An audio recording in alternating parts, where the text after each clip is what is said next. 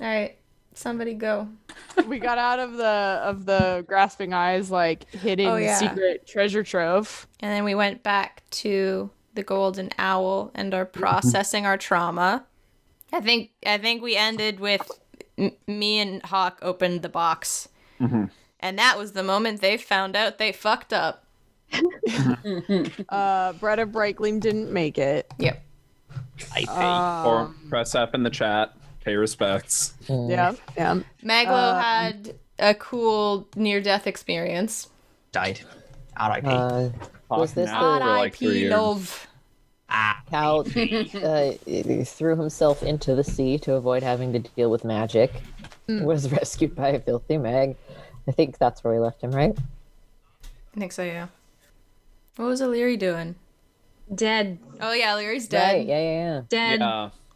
But seeing things and doing still things are happening, so that's Yep. quite exciting. She's getting Yeah. resurrected. That got real quick. All necromified. It was interesting seeing Horrifying. Title Boom again. Title title screen.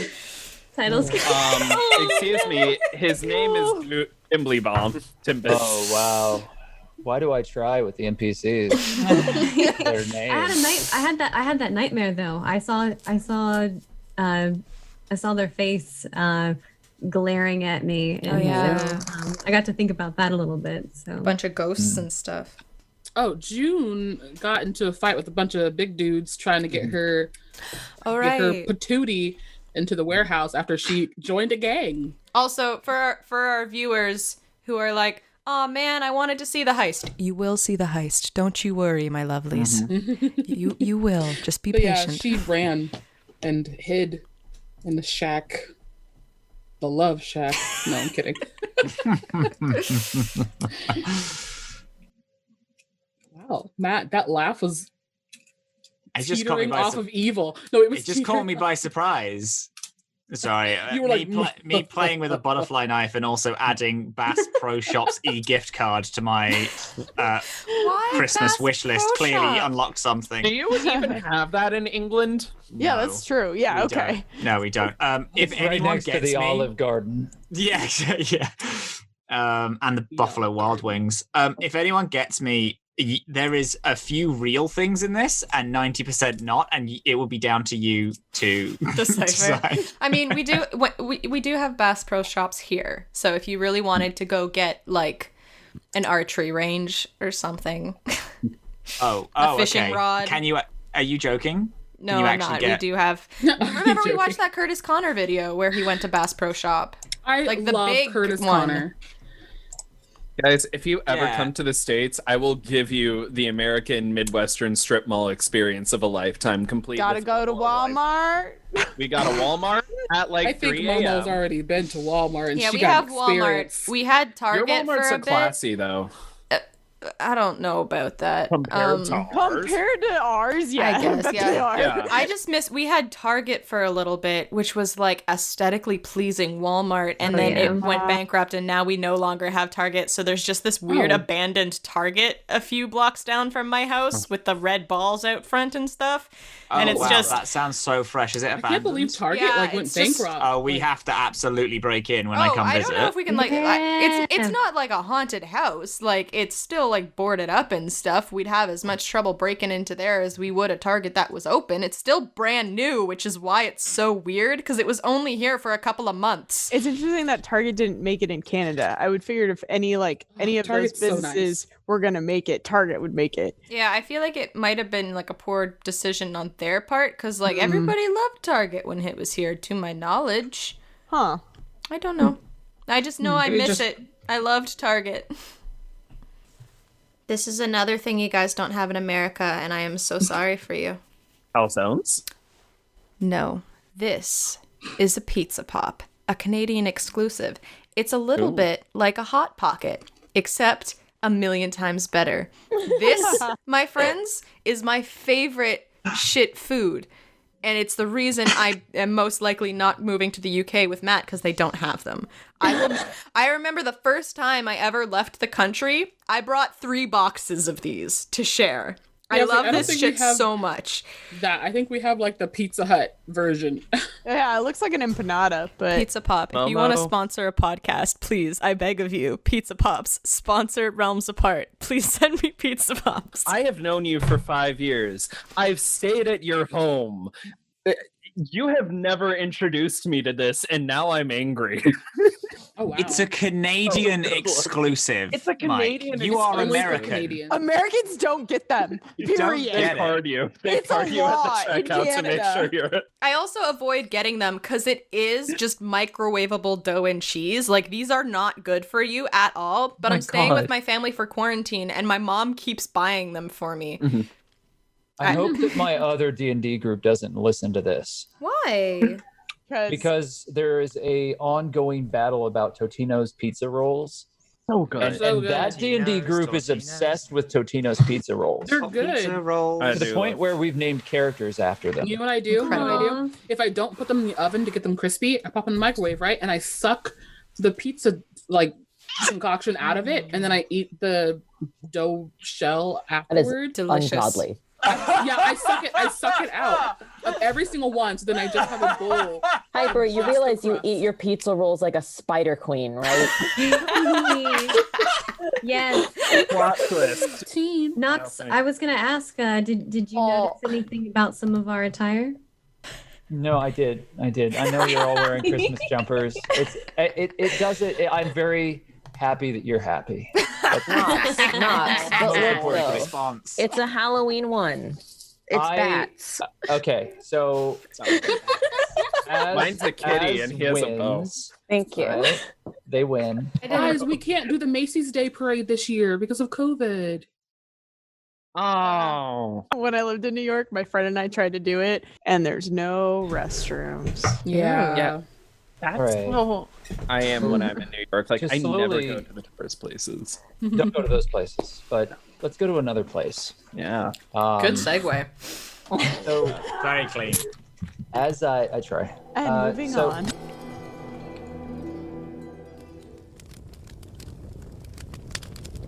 The children that were scattered about the floor of the common room looked at the old man, waiting for a tale of faraway lands and heroic exploits. I suppose we were at the beginning then. The underdog, the grove, the sea, the palace, they all converged right there. Harold, have you ever seen so many different kinds of people in such a big place? How hard could it be to find somebody that knows where Tailwind is? You're a miracle, boy. I shake my head and quietly to myself say, there's no such thing as miracles. I'll tell you what, I'll give you a running start. I'll count to 30. 1, 2. 30, and then I'm gonna run at him and attack him. You told me your history. I was born on that boat. Huh? That ship that your friend is dissecting. I absolutely hate how chipper you always are. And it'd be a good look on you, though. If it's a riddle, I want to solve it. If it's a lock, I want to open it. I'm a holy woman, and I'm looking for things that were taken from me and my people. They could not begin to fathom the situation that they found themselves in.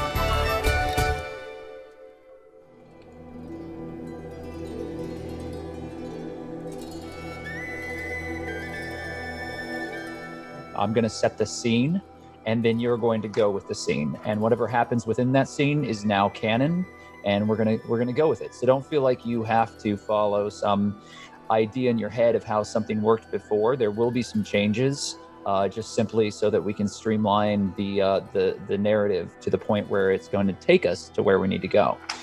I want everybody to have a good time, and I'm really excited to be playing again. I think that the first thing that we should do is find a meditative minute or two to kind of focus on where our characters were last and to begin to think about where they're going to end up. If you are listening right now to Roll20, you'll hear a couple of different sounds, and I've tested my Syrinscape. It looks like it's working pretty well.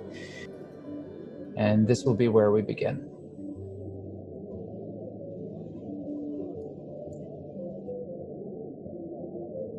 Doddle's small hands are pressed up against the cool, smooth surface of the red lacquered box.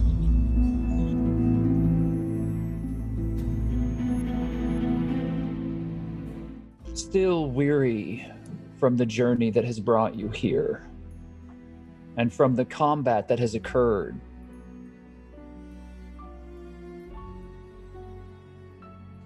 to free this prize from those who had hidden it so far away, Doddle breathes out. Hawke is standing close by, and in the darkened room that is just now being speckled with the light from the window to the far side of the tavern room, across the neatly made, unslept-in bed, and the mess of torn pillows that Harold has shredded to make a bed for himself. She has nested within this space and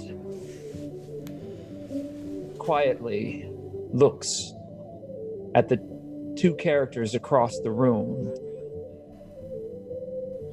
Its lid reveals beneath a glowing orb of water, perfectly formed. And within it, an unimaginably beautiful goldfish that swims in circles, seemingly oblivious to the world outside of its prison. Its circular pathway unmarred by anything other than crystal blue water. It is inset in a soft, silken-lined box. And as it glows there, and the light shines itself upon both Doddle and Hawke as they look down, curiously, neither of them aware of how drastically and desperately it would change their lives. As the box is opened, however, there is a shudder. A spark of change in the air as the weave of magic shudders. Doddle, you are aware of what has occurred. And as the box is opened, a series of faint glyphs begin to fade away. You felt that, right, Doddle? Uh-huh. What just happened? A mistake. Why is it a goldfish? What the fuck is this goldfish? It's beautiful. Why were they guarding it? Hawke, whatever just happened, somebody already knows about it. What? There was a spell on the box, and... I know somebody's tracking it, right? Or was I just aware that there was an alarm that sounded? Make an Arcana check. Do I have any idea of what just happened as well? 27. Doddle knows that. Yeah, Doddle immediately recognizes it. I don't feel that Hawke saw the glyphs as clearly as Doddle did. I'm closer to him, I'm slow. What you know by looking at the glyphs that have now faded completely away, Doddle, is that was an alarm spell of some sort, but an altered, more powerful form of it. It is not magic that you are acquainted with, and you feel that while there are similarities to other spells that you're aware of, there are some very specific differences, and the strength of the magical shudder that occurred when the box was opened is still reverberating through you, and your tiny hands are shaking with the residual energy that was released upon the opening of the box. I already feel like I'm gonna cry. Oh. Okay. What exactly was that spell? I don't know, but I know... I know we're in danger. I do convey to Hawke what Nox just told me. I'm just freaking out. Okay. Hawke, maybe we should go get the others. Yeah, we should.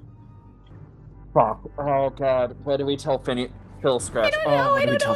Fuck. Is Phil Scratch gonna be the one to kill us? Alright, yeah, let's get the others. Yeah, here, you go get Maglo, I'll get No, you get Saray, I'll get Maglo. Or we both go together. I will stay with the box. You go get Maglo and Saray. Right. Just stay right here. We're gonna be okay. Alright? Okay. Hawke is lying right now, by the way. I'll be right back. And I'm gonna head down the hall. I don't know whose room is closer, Maglo's or Saray's. You open the doorway. As you open the door, you are confronted by a familiar face. The large turtle barkeep, Orwell Murchrot, is present, standing there on the other side of the door. Held within his large, ponderous hands are a series of rolled towels and a basket full of small breads and jams and breakfasting items. And as you open the door, you nearly run into him. Hey, Orwell, how's it going, buddy? How you doing? I'm blocking the doorway and everything. I can take the tray off your hands. I was just making my way here to see the young wizard Doddle. I understand that each of you has undergone a harrowing situation. I have 2 questions. Did Hawke close the door, and can I still hear all of this regardless? You can hear all of this. Hawke is blocking the door so that Orwell can't see in, and you can kind of see parts of Orwell from between Hawke's legs. Okay, can I say as soon as I hear Orwell's voice, I start crying? Yes, you certainly can. Yeah, you begin crying over the box. For everyone playing the drinking game at home, Doddle crying. Take a drink. Young Master Hawke, I also have word that Phineas Fiddlescratch is on his way and wishes to speak with you and your companions as soon as possible. That's great. That is the best thing I could have heard right now. Thanks, Orwell. As you can tell, Doddle's having a rough go of things, so I can take that off your hands and... Here you are. These towels should make a better bed for Harold. And I've gathered some of the best baked breads and jellies from the kitchen. I made them myself and thought that little Doddle might appreciate them. He gives you the basket and the towels and turns and starts walking away, and he moves painfully slowly. But there's a relaxed serenity in every movement. Every step has determination and a great deal of thought behind it. And he makes his way to the stairs, and you're holding on to these items and you're blocking the doorway, but it's at least a minute before he makes his way through the hallway to the run that leads down. Before he leaves, I'm just like holding the tray, and I look like a Muppet on the verge of a nervous breakdown. Like when their lips go like inside their mouth. Like, Mr. Orwell, you're a very kind man. Thank you, sir.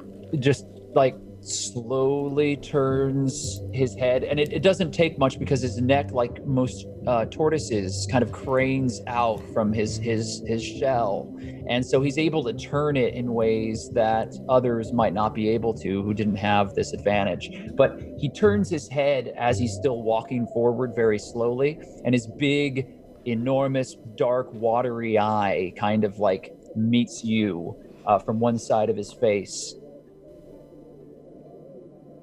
I appreciate that, young master. I see a great deal of kindness in your heart as well. It's good that you're here now inside the owl. We'll take good care of you. And he turns and starts moving down the stairs away from you. Doddle, you've heard all of this as it's echoed through the warm, aged wooden hallway into your bedchamber. The window is still open. The daylight now is streaming in, and the room isn't quite as dark as it was. Harold has stood up, and she's now pecking curiously at the floor and starting to search out some sort of food, starting to look kind of curiously towards Hawke as the smell of fresh baked bread wafts into the room from the basket that Hawke is holding. Can I grab Hawke's pant leg and just say, Hawke, what if Orwell gets hurt? What if the golden owl gets hurt? Just like Bretta, what if you get hurt? I just promised that I was going to protect you, and I think I've messed that up already. I put the tray to the side, I kneel down, and I just wrap Doddle in a hug. You saw the pictures on the walls, you've seen the shields. They are going to be just fine, okay? As the two of you are embracing each other, the glow from the open box continues to wash across you. And despite Hawke's words, Doddle, something fills you with a terrifying sense of dread.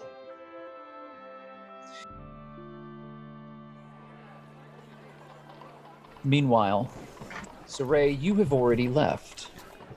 You have followed the back alleys and have reached out to all of the underworld contacts that you have. You have a great amount of treasure that has been gathered because of your latest exploit.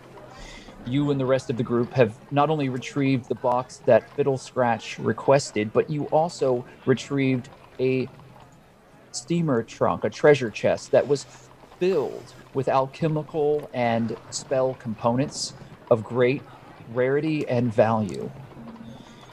You've managed to estimate the general cost of these items, and you know that it is enough to make all of you very wealthy.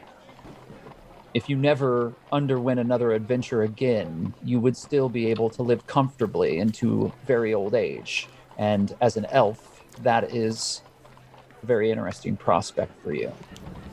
Your life and your lifespan is very long. You're moving through the streets and you are working your way towards the Court of Stars. The Court of Stars is a central fixture within the Southern Ward. It is much like the rest of the Southern Ward, worn and well used. Small marketplaces have opened around the courthouses and the more official buildings that have been built here. There is an enormous keep at the center of the Court of Stars. This is the Magister's Keep, and it specifically is the central hub for both justice and for rulership within this portion of the city.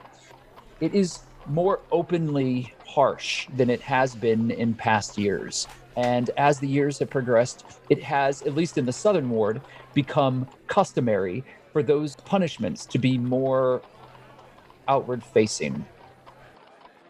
However, the mercantile area that has risen outside of the keep is a central point to much of the city's business. Merchants from all around the world often find themselves here.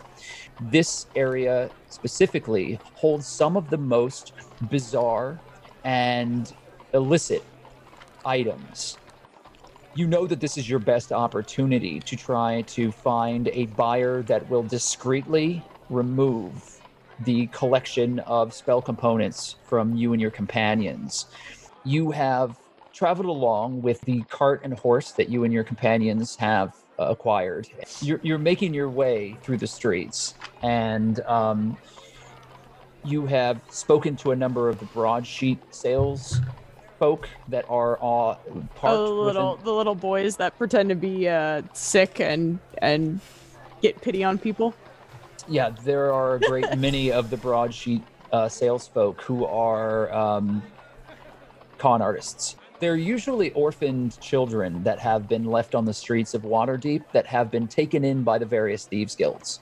And they have been trained to not only work as spies within the city, but also to function as a repository for information amongst networks of underworld contacts. While the broadsheets themselves often hold hidden clues and information about the city and the underworkings of it, the individuals selling them are often an even wider storehouse of information. And the contact that you usually reach when you're here in this part of the city is a young man known as Jack Puncher, who works out of what is known as Hulbrandt's record keeping.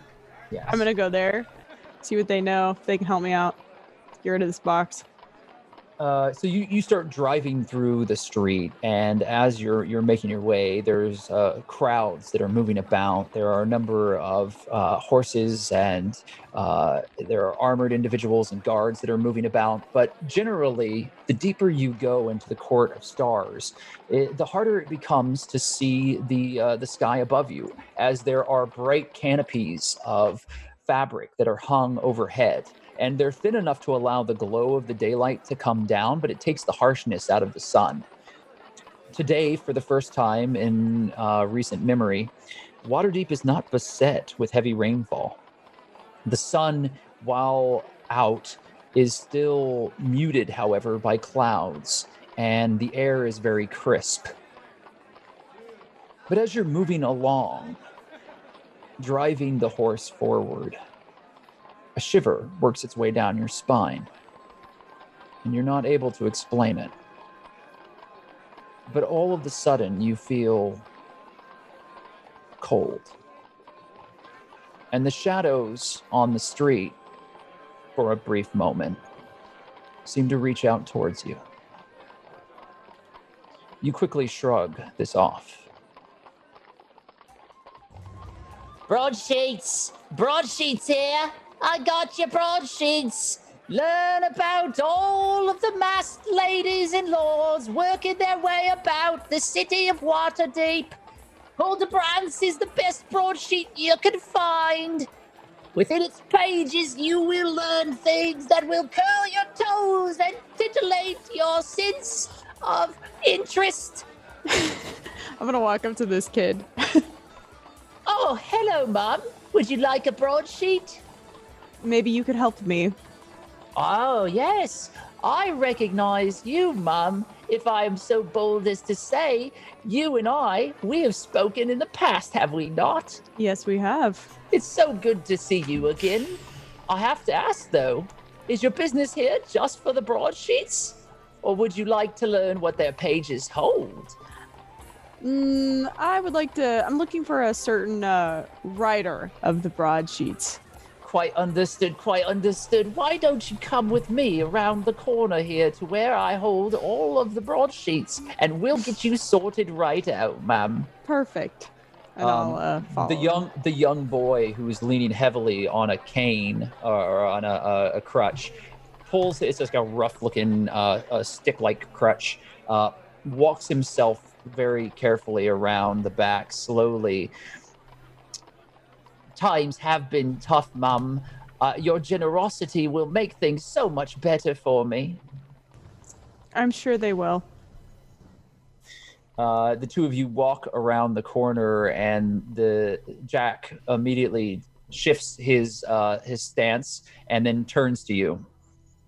So then, let's get to business, shall we? Please, I'm looking for a place to get rid of some goods. Understood. As discreetly as possible. Well, it all depends on what sorts of goods you're trying to sell, Mum. Magical components, alchemical components. They seem to be very rare. I do have a number of suggestions for you, but to be honest, Saray, I think you already know where you need to go. Who? I need this discreet. I'm telling you, you may not get discretion necessarily, Saray, but Rosie is by far the best alchemist within this ward of the city, and if you wish to remove yourself of these components quickly and at a fair price... I'm sorry, maybe you're confused. I've never heard of a Rosie before. You've never heard of Glimmerspark's gyms? No. And you've been here in the city how long? Not as long as you seem to think. It's funny because my information, Saray, tells me otherwise. Well, your information is wrong. I'm sure a lot of your information about me is wrong. I bet you would like to believe that, Saray. I'm sorry, Mum. It's quite all right. Well, thank you for the information. That will be 2 gold. Would it? Are you buying a broadsheet or not, Mum? I'm buying a broadsheet, but you so nicely gave me that information. I think you are mistaken, Mum. I sold you that information, and if you wish to welch on an arrangement, by all means, I can let all of our collective allies know, and your word here will be worth nothing. I will happily pay your fee. You're about to be very rich if what you say is true, so a little generosity to some of us who are very ill-disposed as young, impressionable orphans would be much appreciated. I completely understand. Well, here's a tip, and I'll pull out the gold and I'll hand him the gold that he asked. But like, next time when you have valuable information, wait until there's money already in your hand before you give it. Of course. What a great rule. So would you like to know where to go? Oh, you already told me. I did, but you have never heard of the individual and have no idea how to find her. Glimmersparks. That's all I have to look for. Yeah, oh, by all means, go ahead. Good luck. Thank you for all of your information. I hope you have a wonderful day. Mom, when you can't find it and you need to come back to me to ask for directions, be sure to bring your coin purse back with you. Of course. And I'll turn and leave. Fare thee well. And the young man kind of picks up the crush and then kind of slowly walks back out, shouting for broadsheets. His demeanor changing once again to a very put-upon, sad orphan. I'm gonna get back on my cart. I'm just gonna look at the other stores and see if I see any of a sign for it. Okay, I guess I'm gonna make this a roll for you. Yeah. Why don't you give me a survival check? Survival? All right. Yeah, it's a urban survival. You're searching for a location you've never been to before in a very crowded area of the city. Okay. You've lived in a city, Fab, you know. Yeah. 9. You get lost. Okay, so I'm lost. You said that with such a fuck you tone of voice. That's kind of amazing. It was implied. Oh my god. Clearly I don't find it. Yeah, so you're wandering around. I'm just going to let you continue to search as you spend a few hours driving the cart around the crowded streets of the Court of Stars. Okay. All right? And then we'll come back to you. Great.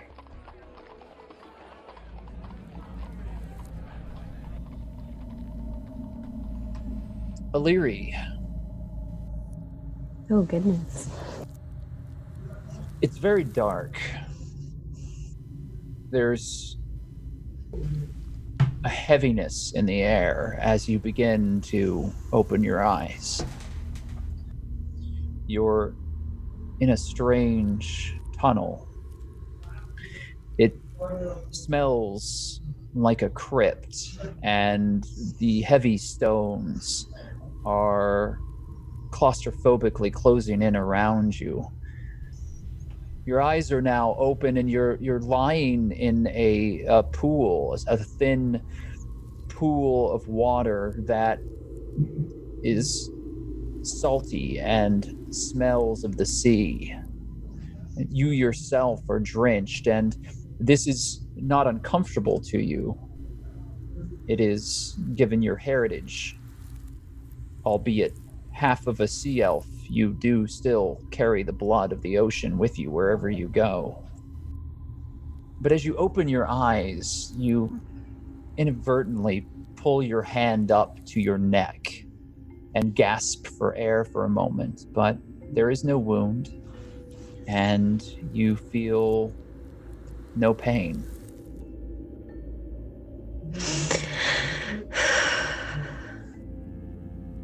I listen to hear if there's anything moving around immediately near me, like a sign of life or somebody I should be startled by or something.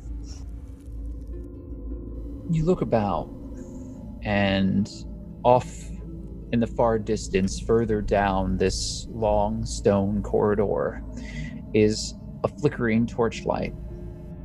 Everything else is dark. There's so much to consider right now. Elerie is kind of just is very startled to be awake even, so she's just kind of like, oh, okay. She gets up and just immediately I guess she's gonna just start powering through and just move towards that light. As you begin approaching the flickering torchlight, Elerie, you realize that there is a very slight and careful shuffle of footsteps. As you begin to approach the entrance, you realize that at least one other individual is within. Elerie's gonna want to perhaps like hug up against the wall and maybe like get a little bit lower to the ground so that she can listen to this other person. Make a stealth check for me, please, Elerie. A 16 is very good. So you carefully and quietly press yourself up against the wall, and you begin creeping closer. What you realize is that someone is waiting for you to enter from that chamber. Someone has pressed themselves up the opposite side of the wall and are waiting to ambush whoever comes out of the corridor that you are currently within. All right, well, let's beat him to it. If it's possible, I would like to reverse ambush them. Or I don't want to hurt the person. I would just want to, like, if possible, like, grapple them. Yeah, so you can grapple, but you are attacking. It's still an attack. You're going to roll your athletics as you leap forward, trying to grab them and pull them to the side. Okay, and they're going to roll their athletics to try to deny that, and they succeed. So here's what happens. You did act on a surprise because you have leapt unbeknownst to them around this corner where they were expecting someone to come down this corridor a little more forcibly, and you have very clearly taken them aback as immediately you jump forward, and all you see is a blur of movement and a cloak of very fine and light color, and the butt of a very finely crafted sword hilt. Oh, sorry. You said finely crafted butt. Yeah, the finely crafted hilt of a sword blade. The haft of the sword intersects with your temple, and you are struck by it.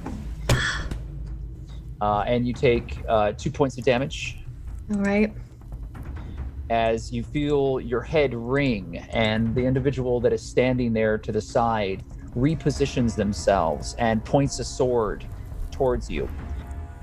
You see before you an armored individual wearing a helm of very fine make, and very artful craftsmanship. There is a cloak that has been somewhat soiled, but is still nonetheless made from a very fine, light fabric. It is very, very pale, very, very soft lavender in color. And the individual stands before you and levels a sword to your neck. You can make a history check if you'd like. Yes, I would like to.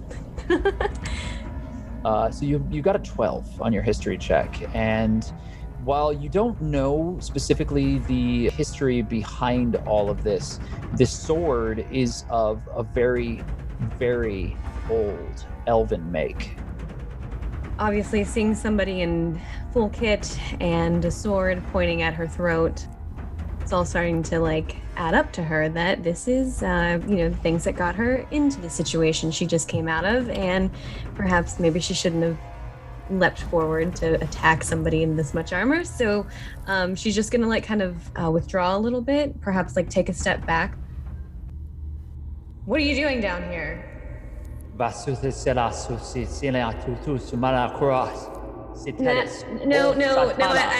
don't understand any of that. How do I get out of here? Do you know which way to go?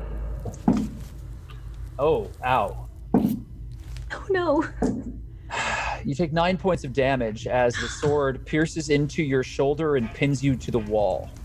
You feel blood begin to gush out of the wound. Their sword has pierced through your shoulder. The pain is very, very palatable as it just washes through your body quickly and unexpectedly. You, however, find some satisfaction in the fact that you feel that pain. You are able to connect now, and for some reason there was this echo of dull emptiness that has been washed out of you now. How close is the individual to me? They're about 2.5 feet away from you. Can I kick my way out of this situation? You can certainly try. I mean, I'm pinned to the wall by this sword, so clearly half of me is not going anywhere, but I'm gonna try and kick the sword out of their hand just so I can get out of it, if possible. Okay, so you can make an unarmed strike then. So you connect, barely, but you connect with the individual as they're standing before you, and you kick them. How much damage does that do? Strength modifier, +2. Okay, so you do 2 points of damage, knocking them backwards. They let go of the sword and kind of stumble back. You are currently holding the sword with your hands, your shoulders there, and you're still pinned up against the wall though. However, they've moved back and they kind of move with the momentum of your kick, and you can tell that they're very highly trained in the combat arts, as immediately this armored individual pushes themselves across the way. You cannot see their face because of this finely crafted helmet. However, they then lean forward and begin moving closer to you. Can I grab the sword and point it towards them? Is it possible to rip it out? And because they let go of it, but it's still in me, so it's mine now. Can you make a medicine check? Yeah.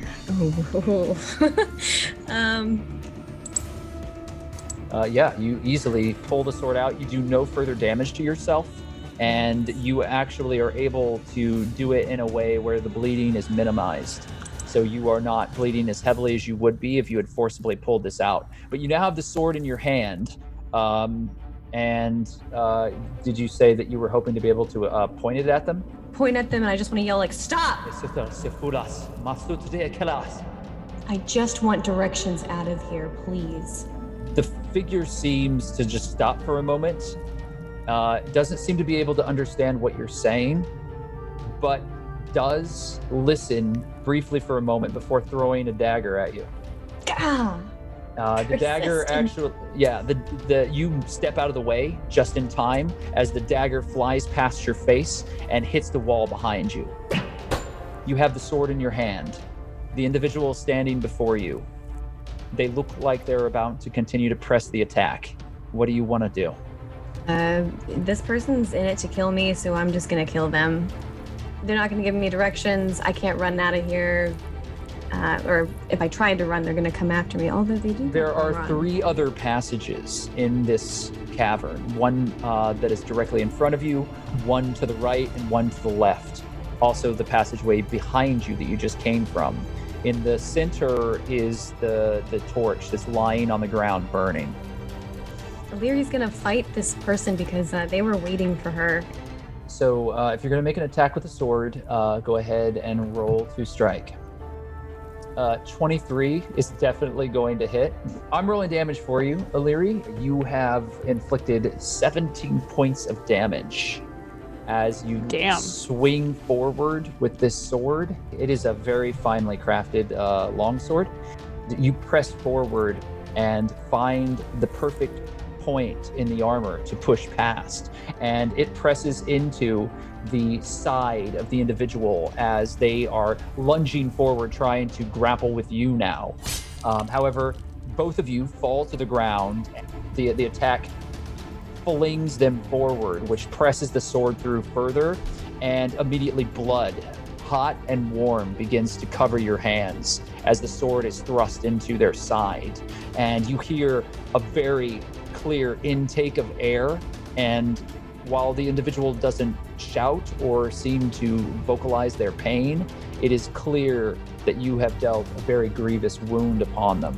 So the 2 of you are still on the ground. Now, this individual, while heavily wounded, is going to very desperately and quickly try to grab onto you and press you away, grabbing the sword from you.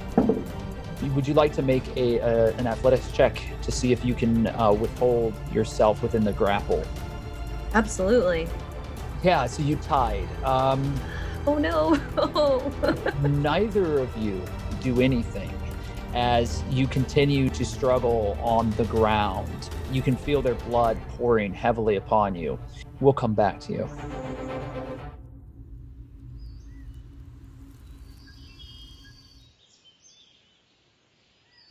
Juniper, you are quietly praying.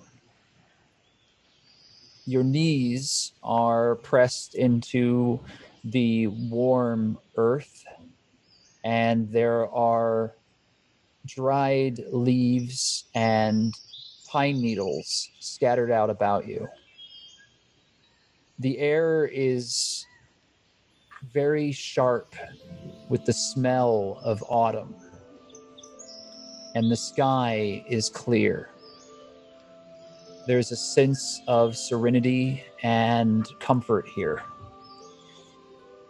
Before you are the stones of your shrine, here within the glade that you have spent so many years training within. This is your temple. This is your church. As a follower of Sylvanas, this is the holiest of places, where the veil between the worlds of the prime material plane gently rake across the lush and verdant realms of the Oaken Father. As you pray, all memory of the world that you have found yourself within has disappeared. You are safe. You are secure. You feel as if you are at home. The trees are gently moving overhead. Their branches are bristling in the very gentle wind. As you conclude your prayer and look up, motes of dust float across your vision, and the air is full of the fragrant smells of the coming winter. That sense of serenity and that empty sense of memory begins to echo, and you begin to remember. And as you do, everything around you begins to change and shudder. The grove melts and disappears around you.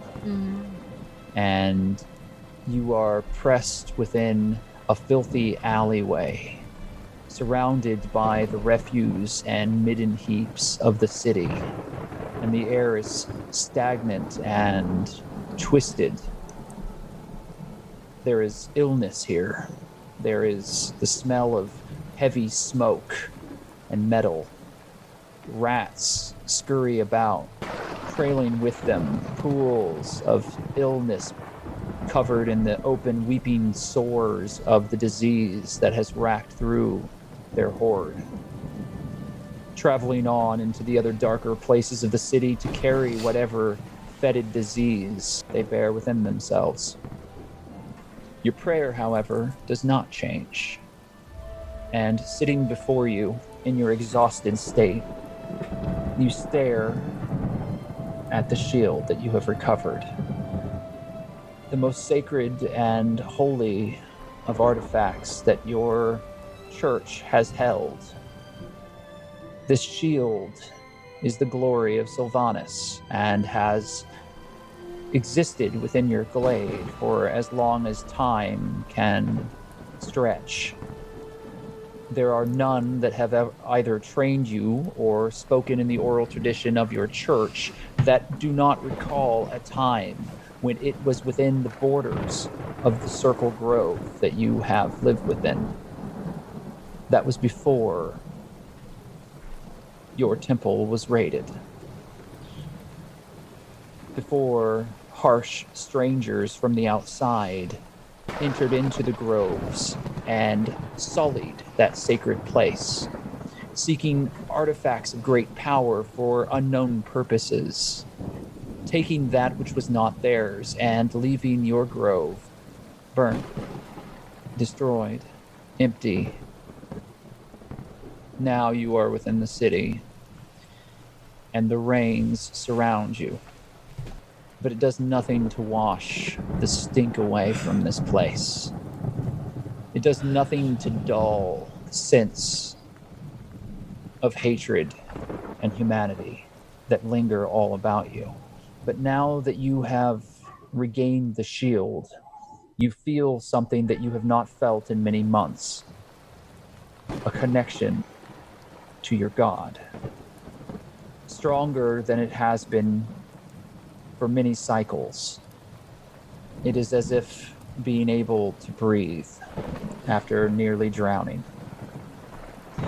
And as you pray here in this filthy alley, the shield is propped up against the wall next to you, and you see the small green sprouts growing across the cobblestone.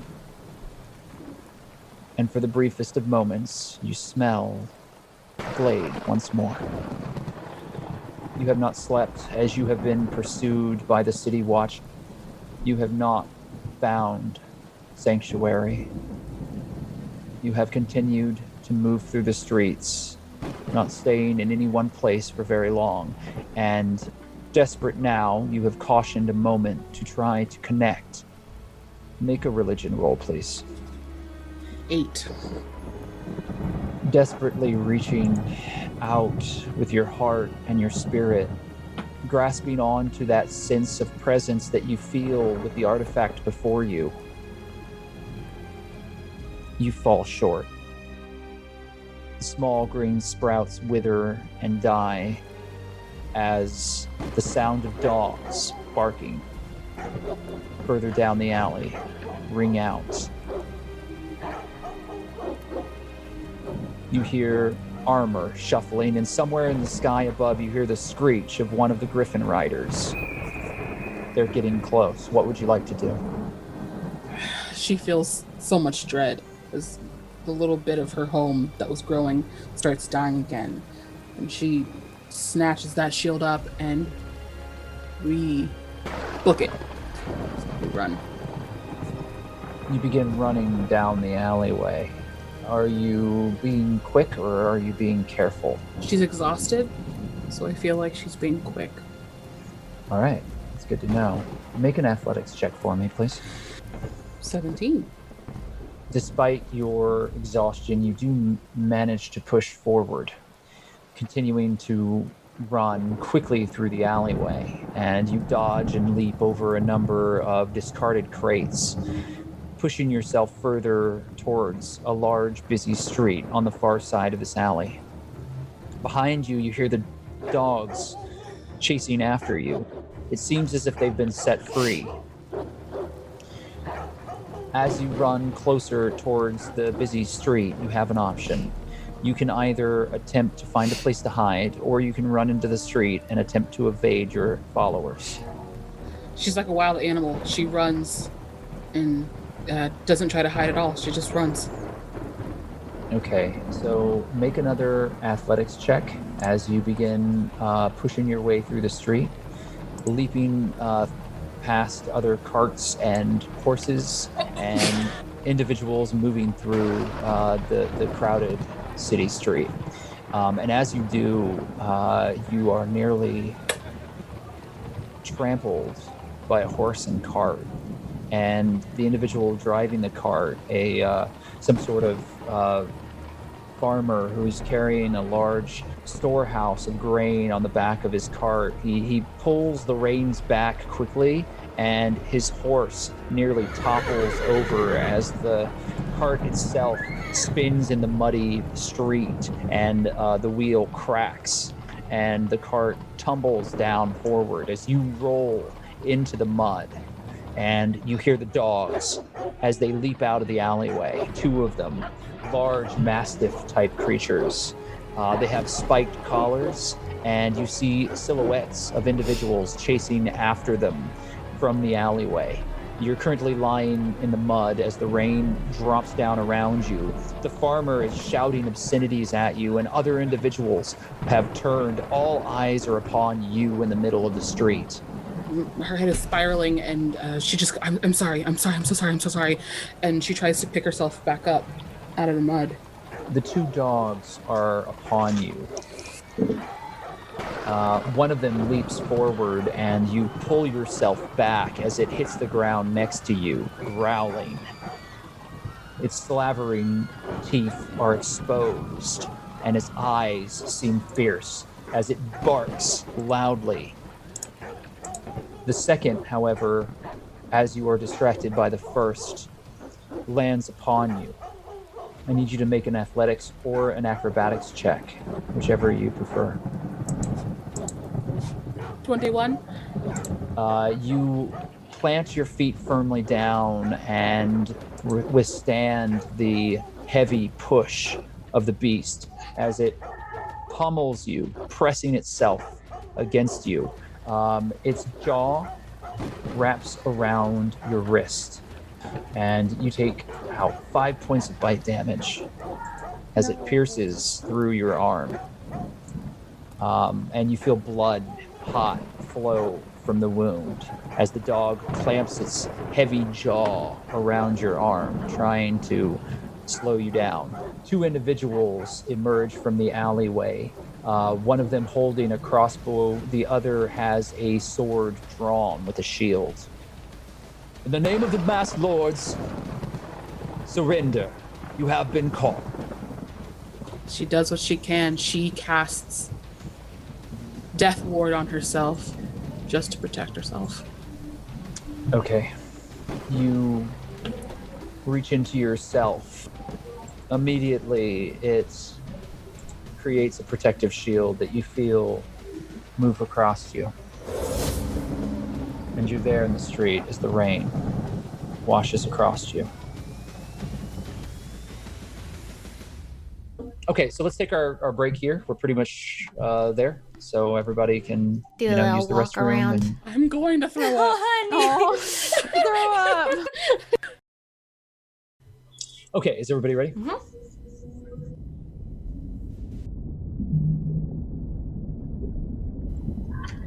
Calder, you're currently deep beneath the harbor, outside of the dock ward in Waterdeep, and there is water all around you. You are holding your breath, wrapped within the strong arm of the mermaid known as Filthy Meg.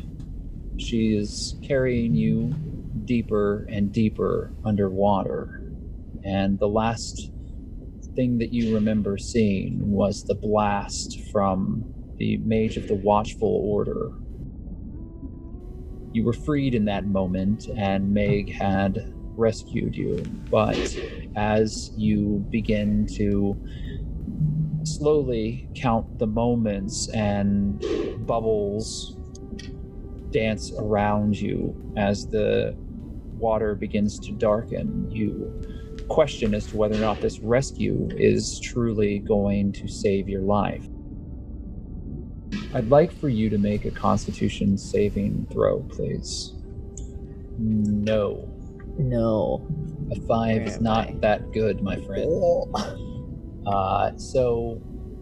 You in this moment feel this strong tattooed arm around you. She has this this beautiful dark skin that has this network of brightly colored symbols that are worked across it, and she has pauldrons and bracelets and small keys and other pieces of metal that are tied around to it. It looks like she has collected a variety of lost artifacts from under the water and fashioned them into the bracelets that are wrapped around her wrist.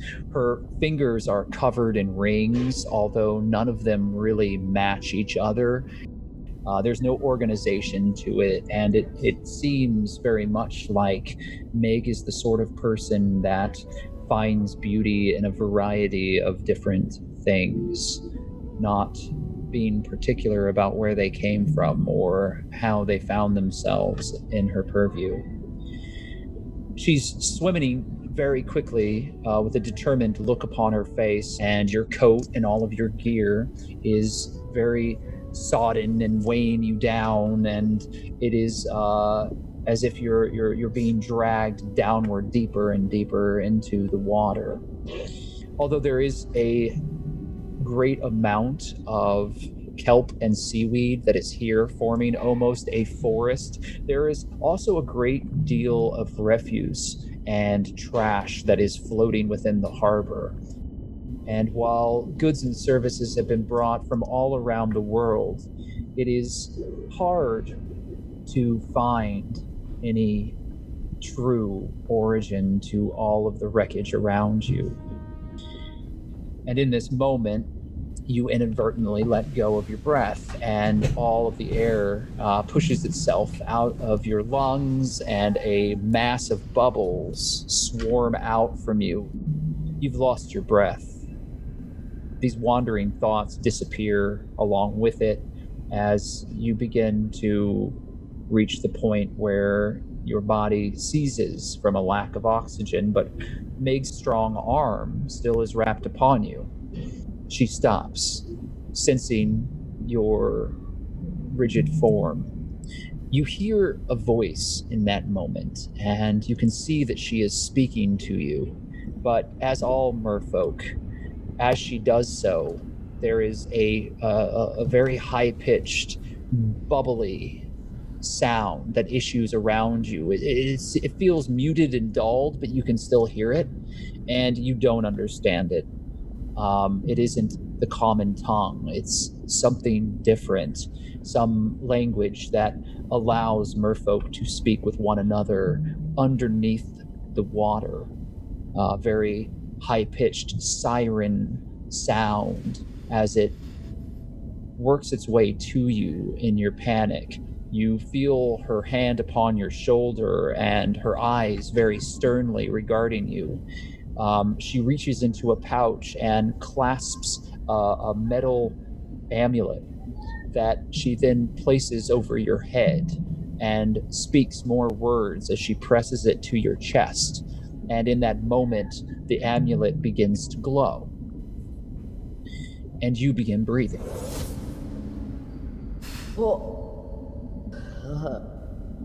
Okay. You realize that your eyes have formed a very thin layer, a membrane that protects them against the water around you, and you can see more clearly. and you feel the pulsing of gills upon your neck, and you see that you have webbed pieces of skin between your fingers, and although you are still wearing boots, you feel as if something similar has happened to your feet. Al looks at his hands. Cool. You are able to tread water much more easily and swim here without being impeded. And finally, you realize that siren speak is something that you can understand. Look, I apologize. I didn't realize that you weren't able to hold your breath quite that far, love. Are you good on your own now? His eyes go a little bit wide and he blinks a couple times because they feel different. He goes, on my own? Yeah. Can you swim on your own now? Yeah, I think so. I'm still following you, right? Right. You don't mean on my own existentially, just swimming? Okay, then we're good. No, we have words that need to be spoken, things that need to be worked out. Way I see it, Calder, you owe me. And Meg turns and very quickly kind of swims down deeper, not looking back. Al tries to brush his hands through his hair nervously, but the webbing kind of stops and then he just slaps himself a little bit yes, fair enough, and he follows her. You're swimming deeper down. Just make an athletics check with an advantage for me. Oh, 20, dirty 20. And then a natural 1. So, but we don't keep the natural 1. Because it was with an advantage. This doesn't go horribly awry. This time. So yeah, you're actually swimming very, very skillfully through the water. I mean, you're pretty fair when it comes to swimming. Regardless, you've spent your entire life on the deck of a ship, and knowing how to swim has been the difference between life and death more than once. However, this is a much different situation, and you are now underwater with this amulet that has created this alteration to your form, and you are pulling yourself deeper and deeper very easily as you swim, and you are not exactly keeping up with Meg, because this is where this is her house. This is how she rolls, under the waves. She has supremacy when it comes to this sort of activity, but even though she seems to be keeping herself slowed down to the point where you aren't completely lost, she does seem to be forcing you into a position where you have to you're gonna have to work out to get there. So you continue to swim, and eventually the kelp and this overgrowth of seaweed begins to break apart, and you see a very sandy, rocky bottom. The floor of the sea here stretches out before you, and off in the distance you see the pillars of where all the docks are tethered and rise up into the dock ward. And here on the bottom of this rocky bed is a very small schooner ship that has been sunken and turned over, and it is lying on the bottom of the bed here. And there are a number of portholes that are worked along the side that are fairly large, and there are other structures that seem to have been added on to it, so that it's not just the bottom of a boat that you're seeing any longer, but what looks like a series of containers that have been joined together to form in what looks like a small hut. And Meg goes to the portal of one of the sides of the schooner and unlatches it and opens it and motions for you to move inside. He looks at it for a second. This is one of the coolest things he's ever seen. And he just kind of goes wow. And he follows her in. He's a little flabbergasted. she follows after you and closes the portal. And on the inside of this upturned ship, you see that an entire home has been built. There are small tables and other areas that have been centered around a number of things that look like they have fallen off of the ships here in Waterdeep on the dock side. There are crates that have large statuary pieces that are pressed up against one side of this ship, and there is a number of treasure chests that have been kind of sorted into one area. But in the center of all of this is a series of rocks that have been formed around what looks like a warm water stream of air that is bubbling up, almost like a central fire pit. Only these large bubbles of air have a strange blue glow to them. And as you get closer, you notice that it does become considerably warmer in the entire space because of it. On another side of this chamber is what looks like a large discarded silver mirror that has a number of items strung out in front of it, tethered by these pieces of colorful ribbon. And you notice that one of the items that's kind of gently floating in the water there is the ring that you took from the Watchful Order. And it's dangling there on a red ribbon. This is, one of the places that I like to rest from time to time. We'll be safe here for a little while. You haven't got a lot to do upstairs, do you? Not that I'm aware of. Mostly avoiding it. Probably for the best. After what you've done, I don't imagine that the Watchful Order is going to be giving you much of a rest. You did steal the ring, which, by the way, we are very thankful for. And she kind of pushes herself across and goes back to the silvered mirror, and she taps it, and you hear her speak a command word, and immediately the mirror begins to shift, and you can see that what she's doing is surveilling areas within the dock ward through the magical nodes that she had told you about. So with this ring, she's able to access the network that the Watchful Order uses to magically spy upon individuals within the dock ward. He's drawn into what's displayed on the mirror and goes, well, it's you got a real handle on things now, huh? And just in the nick of time, too. Recently, the Grasping Eye has begun to get a little out of hand. Out of hand? How so? We thought that perhaps they were an offshoot of the Xanathar gang. We didn't think that they were as connected as it turns out they are. There are a great number of very particular items that are being gathered. And we don't think any longer that it's just an accident. You savvy? All the animals? As part of it, we think. What they want with all of them? Are they building a horrible zoo? We don't think that the animals are making it all the way through what they're doing. We think that these creatures are being sacrificed in some way. How's it? Like, he just kind of blinks a couple of times. That's sad. There is a shadow that works itself across the room, Calder, as something flies over your head slowly.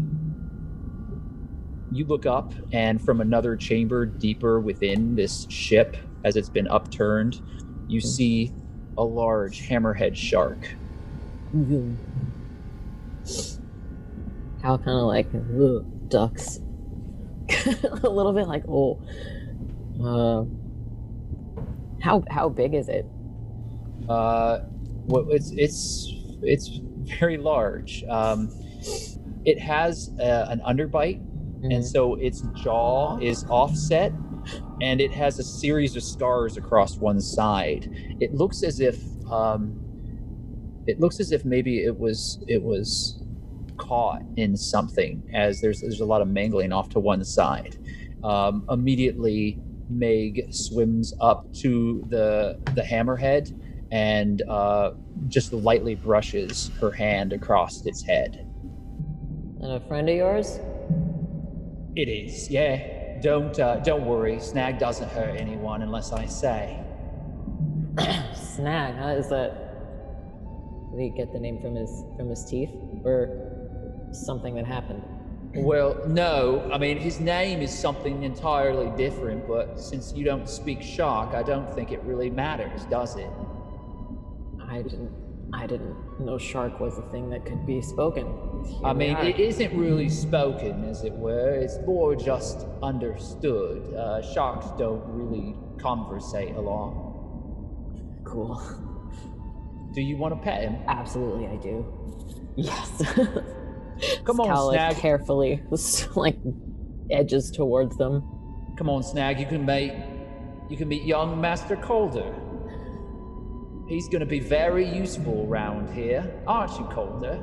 And the hammerhead just swims really close to you. Its head is easily as wide as your chest, and it's probably 8 feet in length. And it swims down, and its dark, kind of dead shark eyes light upon you for a moment, and it just kind of hovers there for a moment. Al stares at this shark and looks at Meg, kind of seeing that this is like half cool and half definitely a threat. It's just like yeah, okay. And he sort of like carefully puts his hand out. He puts his hand out, and the shark presses itself into your hand, and its flesh is very cool, but it's very sleek. It's unlike anything you've ever touched before, and even with the scarring, it's got this beautiful perfection to it.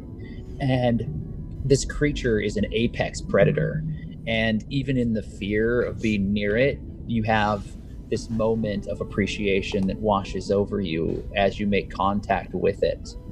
And you don't know if it's the amulet or something else, but there's a sense of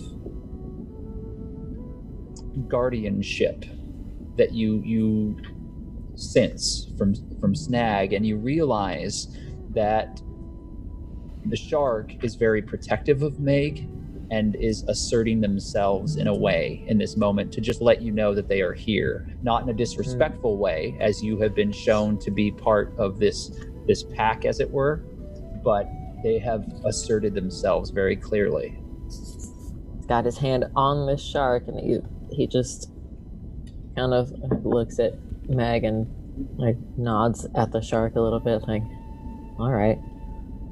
And he looks at the scars. This kind of thing happen a lot. She does break in that moment a little, and you see her tough exterior kind of melt as she pets Snag again and kind of like motions for him to move on, and he swims back up to the top levels of the ship. Cal relaxes a little bit, like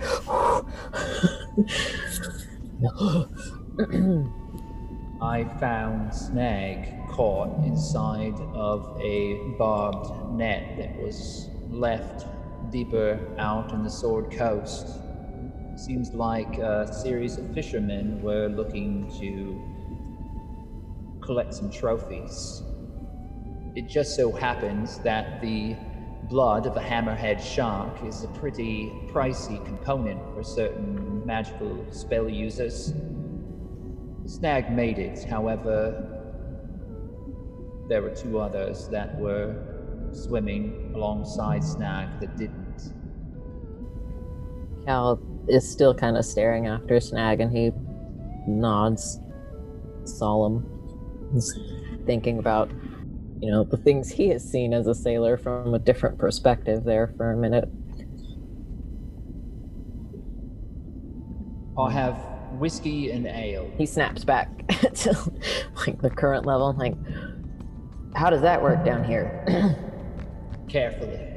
And she swims across to a cabinet and opens it and pulls out a very old-looking bottle that's corked. And she turns it upside down, and then she uncorks it, and then she looks to you and pushes the bottle over towards your mouth. Squints. It's like, is this gonna be like a keg stand situation? It works. I have my methods. I do enjoy a little relaxation down here. I don't do all my drinking above water. Try it. I guess so. He's just drinking upside down, I guess. Yeah, so you take the bottle, and it looks like you're just like upending the bottle when you hold it, but when you do, when you press it against your lips, immediately, as soon as you think about taking a drink, you take that much of a drink, and the physics of it works perfectly to pull it into your mouth without you having to do anything special. It's almost as if you just tipped it.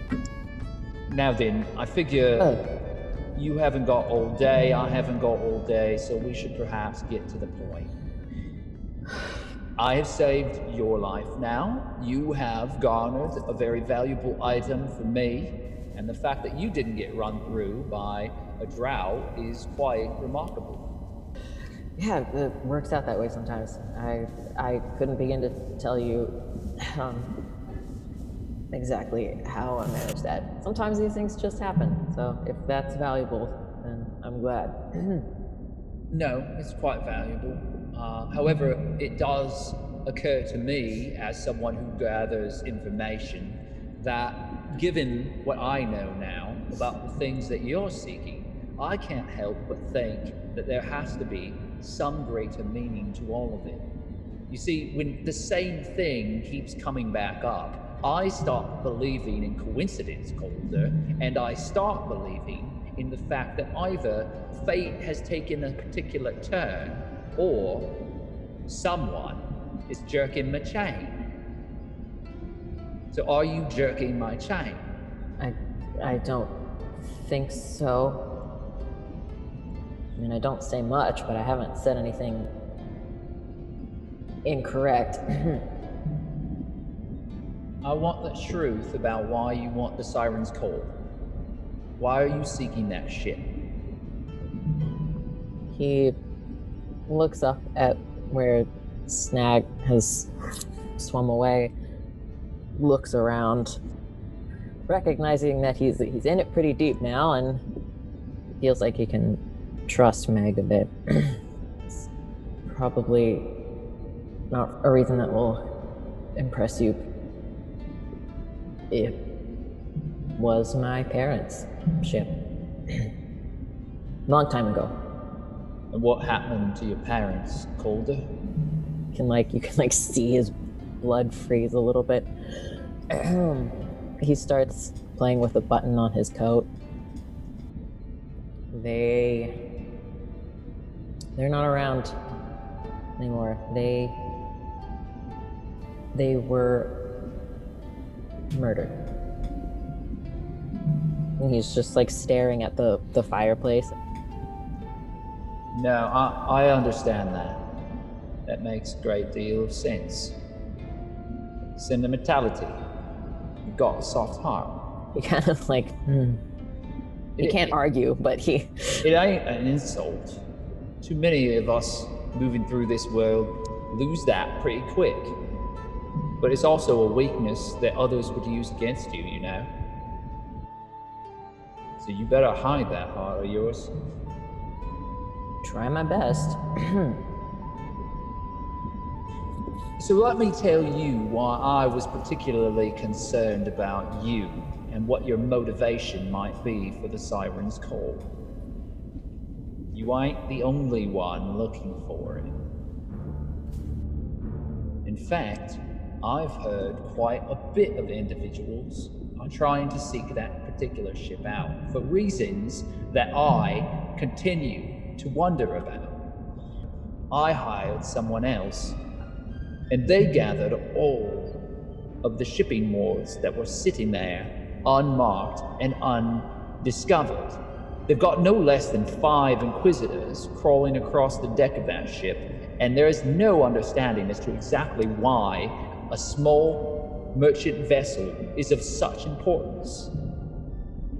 That ship was brought into port nearly empty of anyone other than a handful of crew.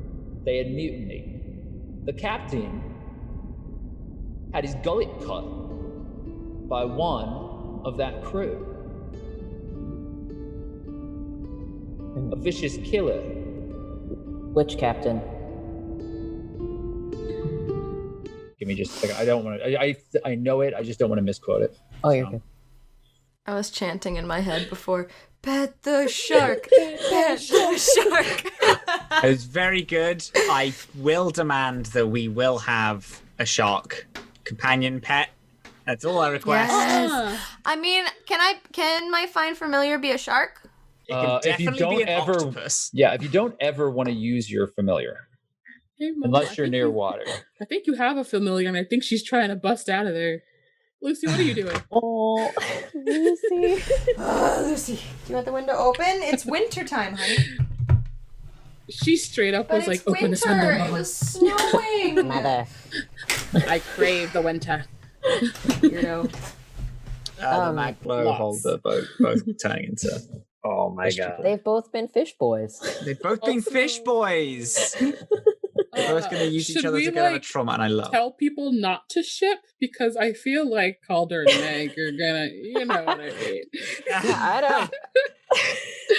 You know what? People can ship what they want. It's whatever. You're only saying that because Meg is a mermaid. Listen, I was born to simp for mermaids. That was my Doesn't life's even deny calling. it. There are 3 truths in the world: death, taxes, and simping for mermaids. Someone learn the polymorph spell so we can polymorph as into a merman. Go live your dreams, my child. We would never see Calder again. It would be a weird way to end the campaign. It would just I know. be like, well, I'm gonna have to pet Oh some my sharks. god! Save that. It would Save be that for like the the end of Realms Greece. Apart. We all finish the thing, and we're standing like on a beach, and there's like destruction behind us, and we're like, Oh my we really God. did it. And then Cole's like, we did. The Dad, destruction. I don't know why he says dad. Dad. The destruction Chris. is the city He of drinks it and then Tailwind. just So can Free we like Willy just dives into the ocean, Yeah. swims So off to the Tailwind sunset. floats, right? No, that's the No. Netherese city. That's another. Theories So was, yeah. Tailwind, it's burning in the background Was because the Maglo Netherese. ended up getting there Was the somehow, Netherese. and everything. This is hell broke loose, and then we're on the beach. Calder flip flops away. Flora swims off towards I finally found it. For F's sake, somebody write this down. Smiter Grable is the captain of the Sirens Call. Oh, I'm Snyder. sorry. I Snail? knew that. I thought Snyder. it was a different captain that we didn't know about yet. I'm so sorry. No, it's Smiter Grable, and it's Snail and Navi and the other It's characters okay. that we Give met. us time. Yeah, to it's talk all right. About, It's fine. You know, Yeah. Simping for mermaids.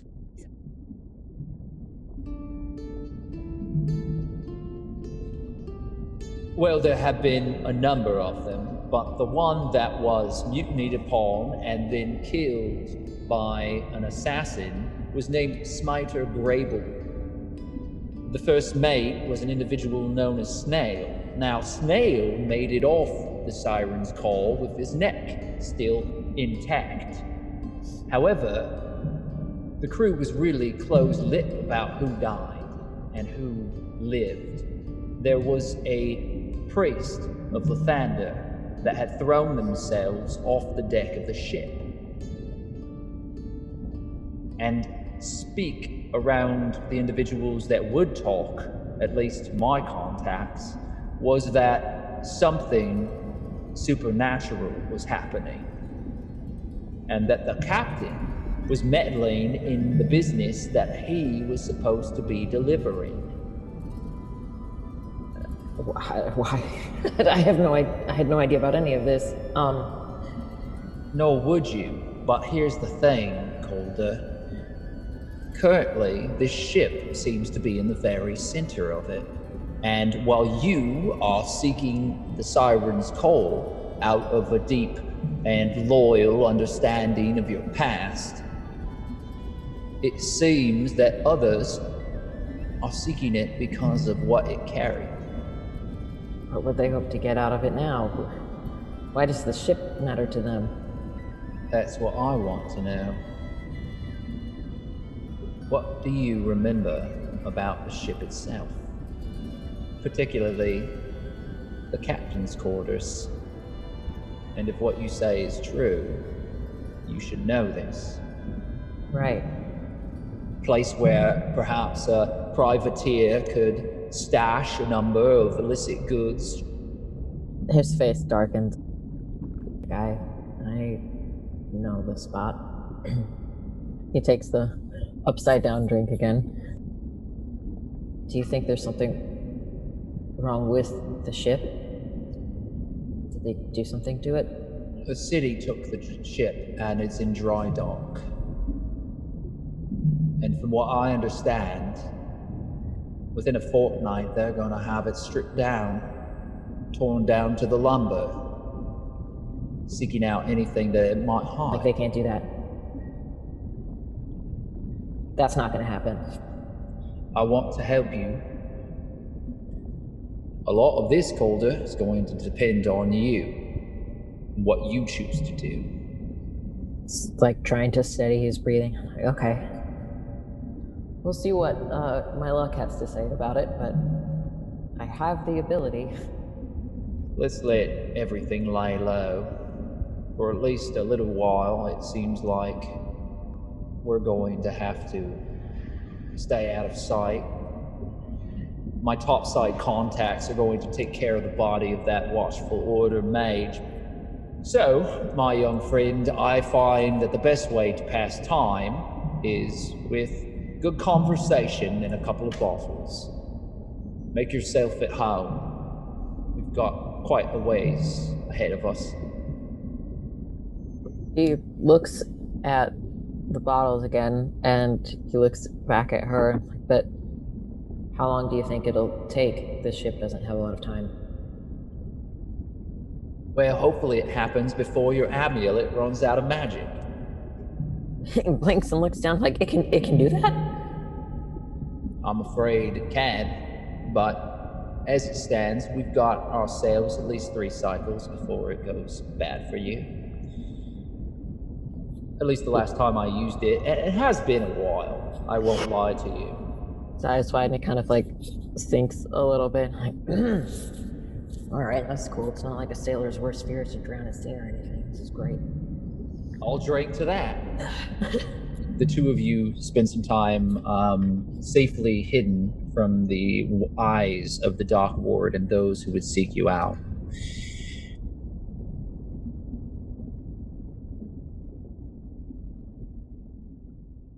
Finally, Maglo. The argument that you had with the rest of your companions upon arriving back at the tavern after your exploits, retrieving the red lacquered box from the grasping eye, was intense. There is a deep disagreement as to how to proceed. It's very early in the morning now. The argument happened the night before. You are in your room within the Golden Owl, and papers and books have been spread out before you. Your maps are before you. Busby is glowing gently next to you, hovering slightly above. Your fingers are ink-stained and cramped from all of the notes that you have been writing, and you haven't slept much.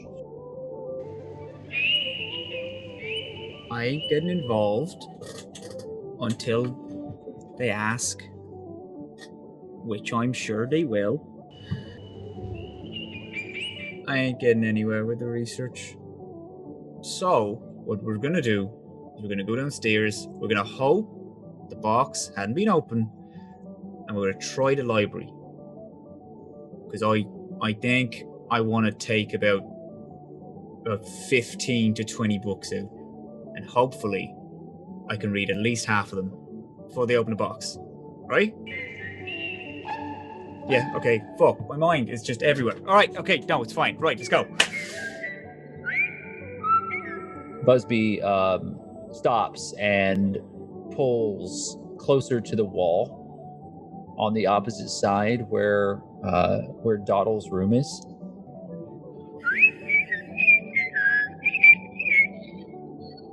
Do you think they've already done it?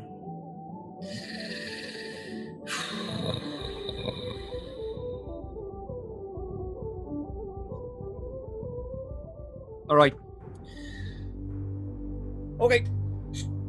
Maglo gets books and things and starts putting them into a bag, and then he grabs his rifle and slings it over his shoulder. Let's see what fucking mess we've gotten now, shall we? And he leaves to go into the room. Okay, so you walk out into the hallway, and it's very quiet. You see across the way the young broom boy sweeping in the corner, and he glares at you as soon as you step out from your door. Maglo has a look as if he's going to be a snarky dick to him, and then... Sorry about the other day. I was very on edge.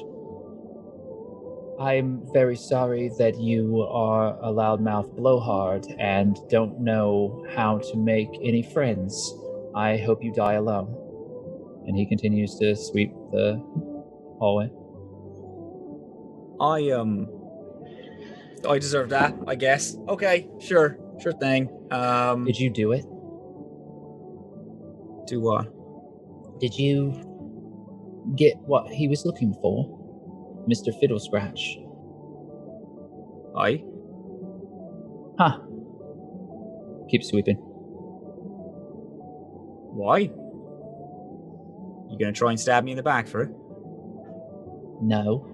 I'm not gonna stab you in the back. It's a joke, I'm pretty sure. I'm pretty sure you wouldn't. I don't want to hurt you. I just don't like you. That is kind of my relationship with basically everyone. So I can tell. Maybe if you spent less time trying to protect yourself from things that haven't happened yet, you might actually take a chance and learn something about someone. Well, last time I did that, a fuckload of people died.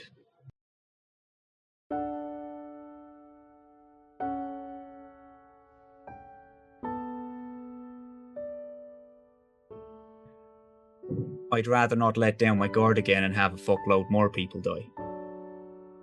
Look, old man, I've seen 8 summers, and I'm not half as stupid as you are. You can hide as much as you want, but if you keep doing it, sooner or later, you're going to do just what I said before. Die alone, with no friends.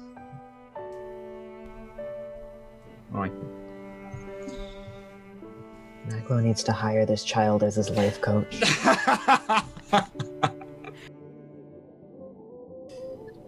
So yeah, you go back into your room? No, he's gonna go over to Doddle's room and knock on the door. Okay.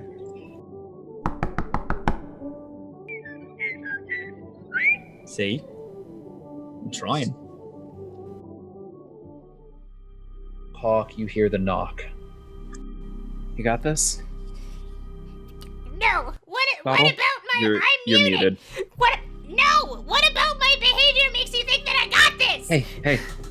You are a tiny princess filled with a lot of magic. You can do a lot more than you give yourself credit for. We can get through this, okay? What is it? Who is it? Oh my god. Maglo, you hear, yeah. Hawke, can you go talk to him just for a few minutes? My eyes are still red and there's still tears streaming down my face. I don't know if that's the best introduction because Maglo gets angry really easily and oh yeah, no, he does. I just need to brace myself. Can you go distract him for 5 minutes while I get my bearings, please? I mean, I can try. Usually it's just him yelling at me while I can easily buy 5 minutes of him screaming at me. Let's do this. I open the door and I go out and I'm like, hey, brain guy. I knocked on the door and you were so fucking long in there. Right. I'm sorry. This isn't a lie. I was praying. And I think that if we hold our hearts in our hands and we reach out to the gods, anything's possible. What do you think? Maglo's gonna try and push past Hawke into Doddle's room. Okay, all right. Before you go in, Maglo, I should probably let you know, just to set the expectations here. We have opened the box, and something happened. And I need you to be cool about this, okay? Doddle's in a very fragile state right now. I know. It's my fault. I know that you opened the box, because you said you were gonna, and you spend a lot of fucking time in the room, and you're both in there, so I know that you opened the box. Yeah. I'm asking, what is our next move? Yeah, so both of you have failed a perception check, but Hawke, you've gotten a natural 1, so I need you to confirm that. Oh, no. Also, I can see your secret chats in the... No, it's not secret. Oh, okay. In fact, it's actually on the screen. All of the individuals watching it are also going to see it. I just thought it'd be more fun narratively if it was happening behind the door. I love that. I love that. Okay, so go ahead, please, Hawke, and you got an 8. I did. So you I got an 8. Confirm a natural 1. So the two of you are arguing at the door, and Busby is freaking the hell out. No, right. I know it's stupid, but Buzz, it's fine. Ignore Buzz. He's fine. He's just angry at you. Right. We need to know what we're doing, right? And honestly, I think we need to. I hate to say this because I don't trust him, but I think. Calm down. I think we. I'm sorry. 1 second. Buzz, what the fuck is wrong with you? You ask that, and there's a small little pinpoint of light that passes over Hawke's shoulder into the room beyond. The box was warded, and we're probably being tracked. No, that's fine. It's okay. Fine. It's who's being tracked? Are probably you being Doddle tracked? and I. Definitely me. Okay. Probably Doddle as well. That's very good. Okay. No, you don't fine. know the half of it. No, Busby flies past your shoulder, Hawke, and you lose track of the automaton, Maglo. Is he okay? Buzz, can you fucking guy? No. Let's go in the room. Just be calm to Doddle, okay? She's in a very fragile state right now. All right, and I open the door. Okay, Doddle, so Maglo's here. Right, so we're here to fix your fuck-ups. Both of you walk into a room that is devoid of anything other than Harold the chicken, who is pecking at this enormous, glowing, magical orb of water with a goldfish inside.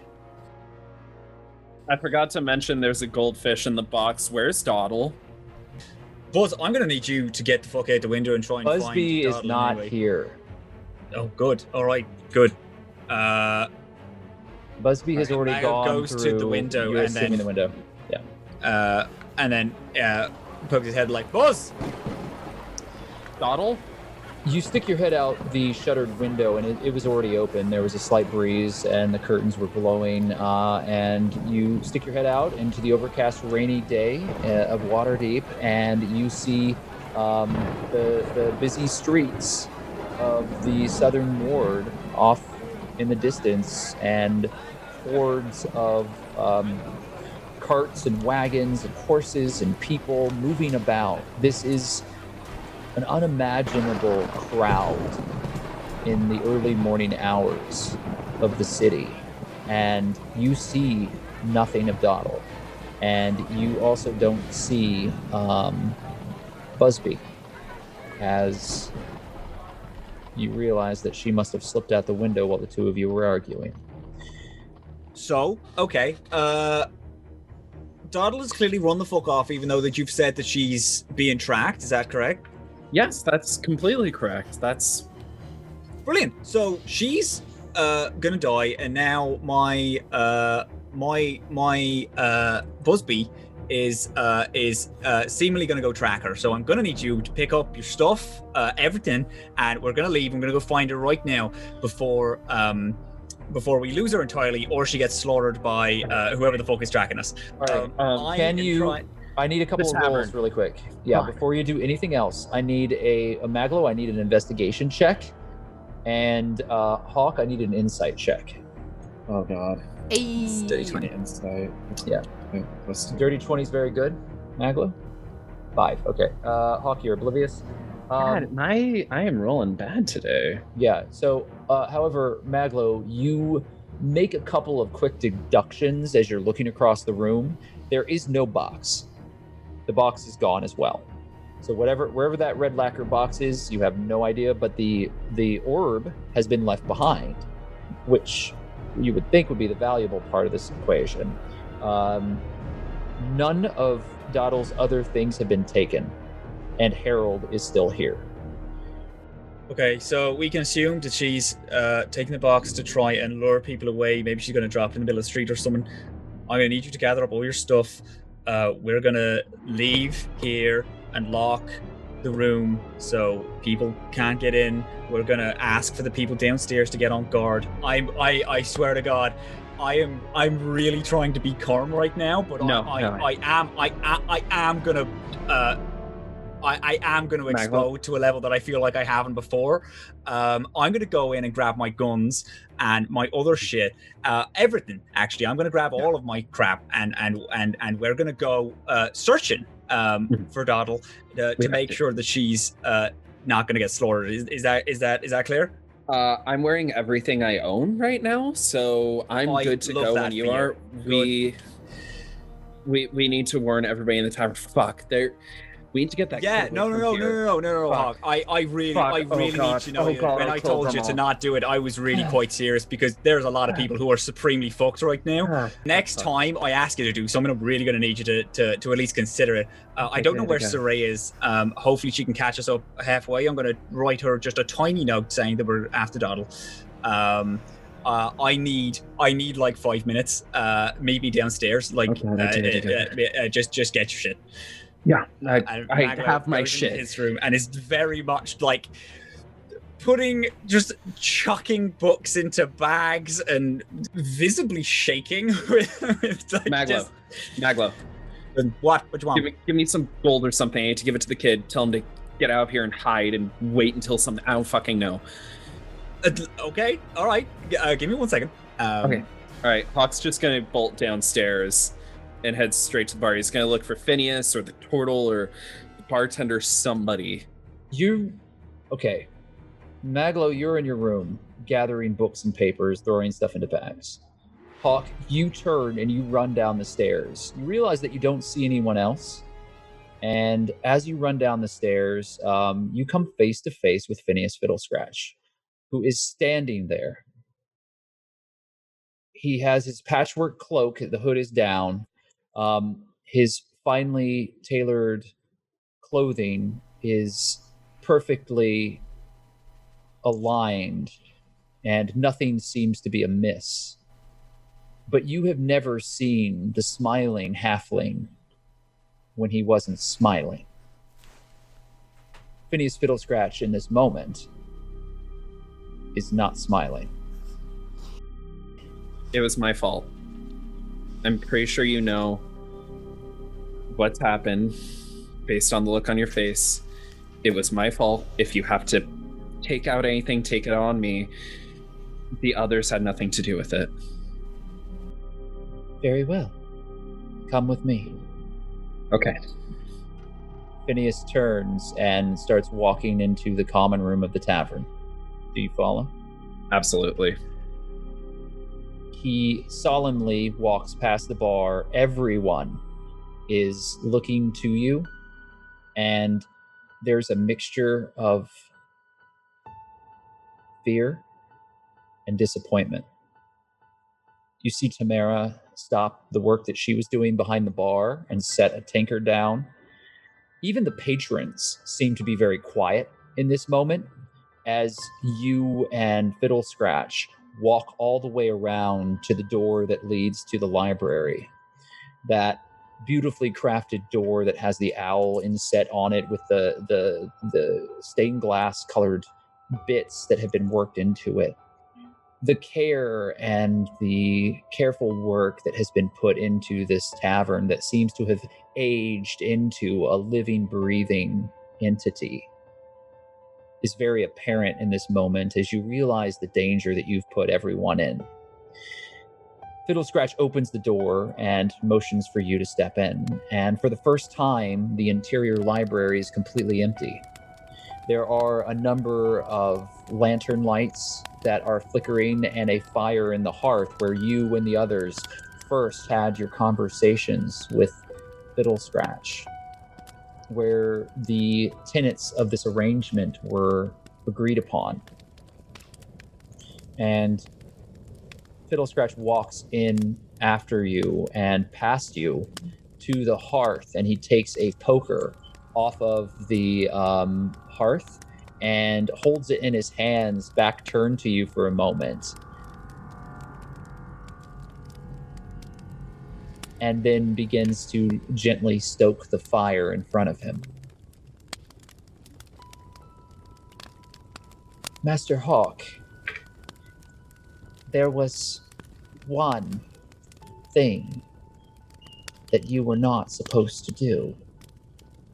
Could you refresh my memory? What was the one thing that you were not supposed to do? You know I wasn't supposed to open the box. But you opened the box. Yeah, I did. Would you do me the courtesy of explaining why?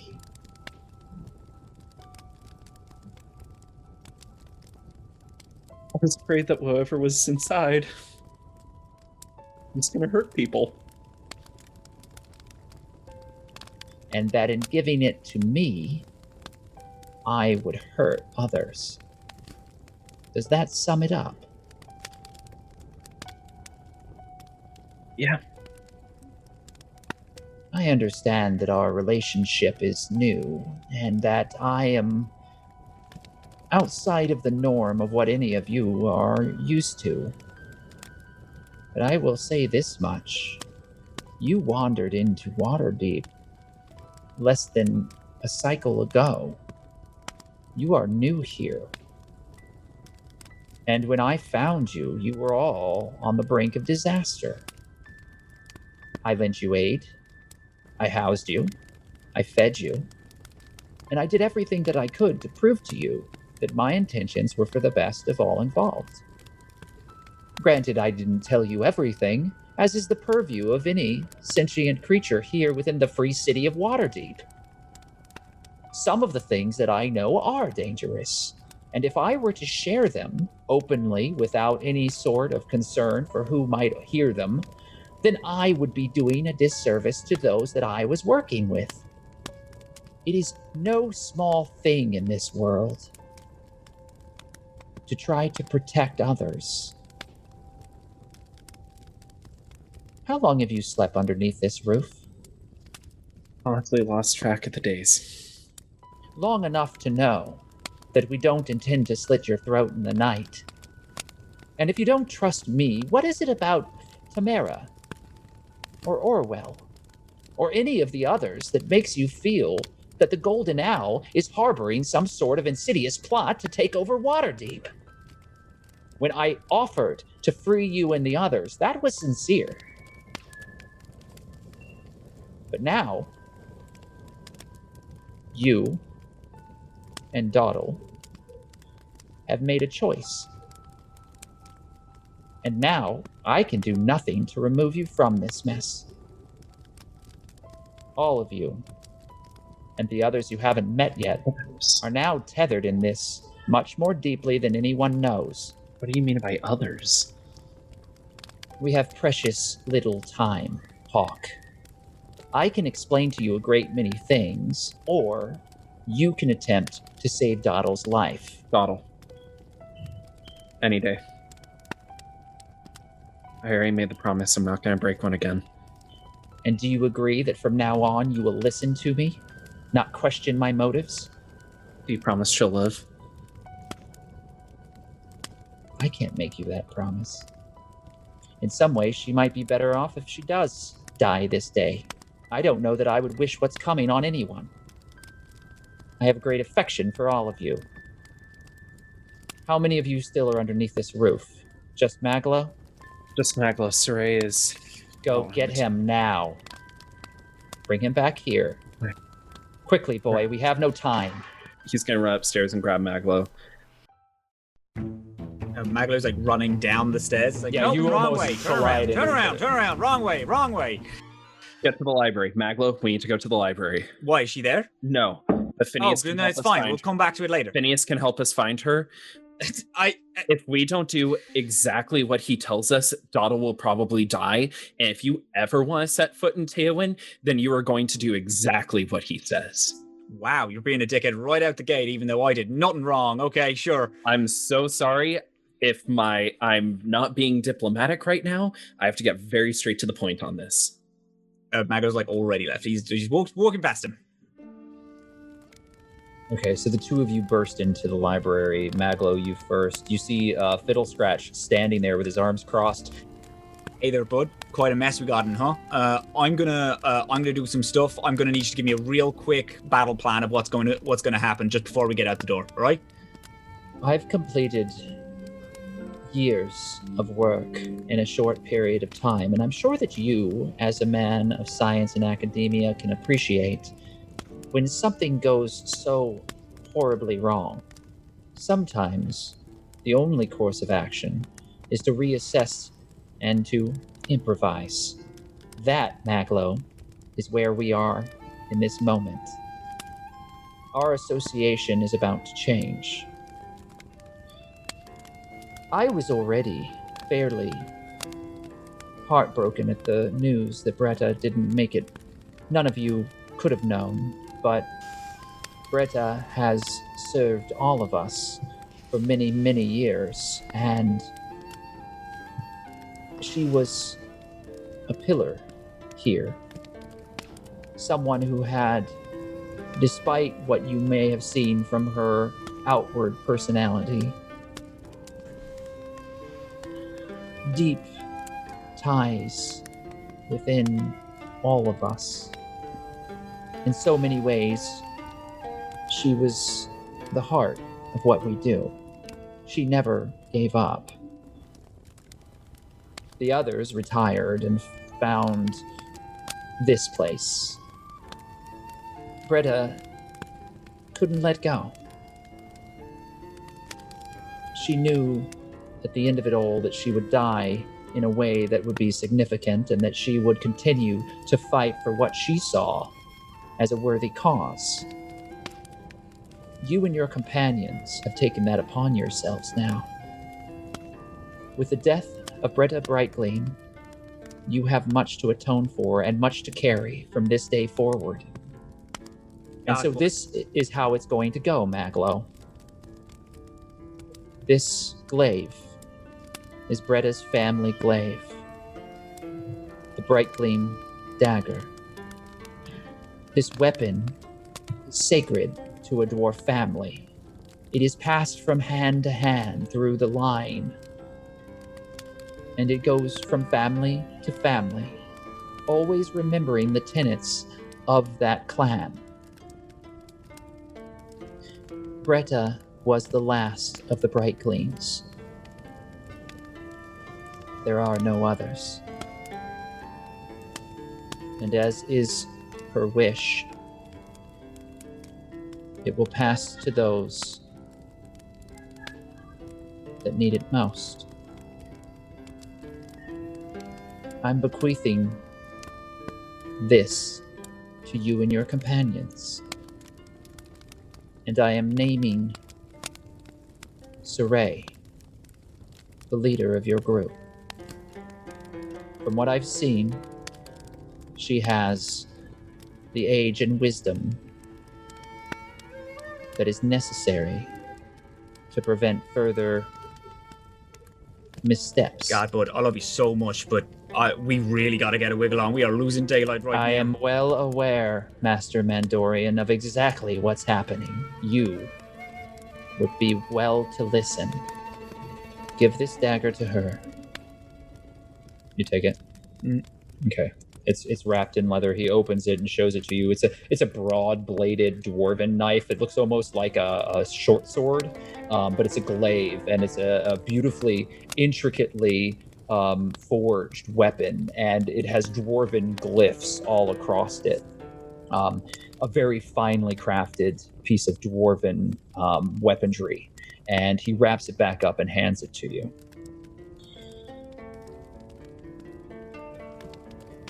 The Grasping Eye is a offshoot of a much larger group known as the Xanathars. The Xanathars is an organization that is run and controlled by an evil force, a powerful creature from the realms below known as a Beholder.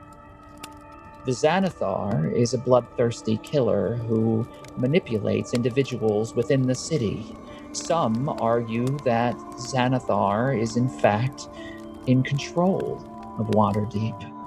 Others say that Xanathar controls all of the underworld and the black market.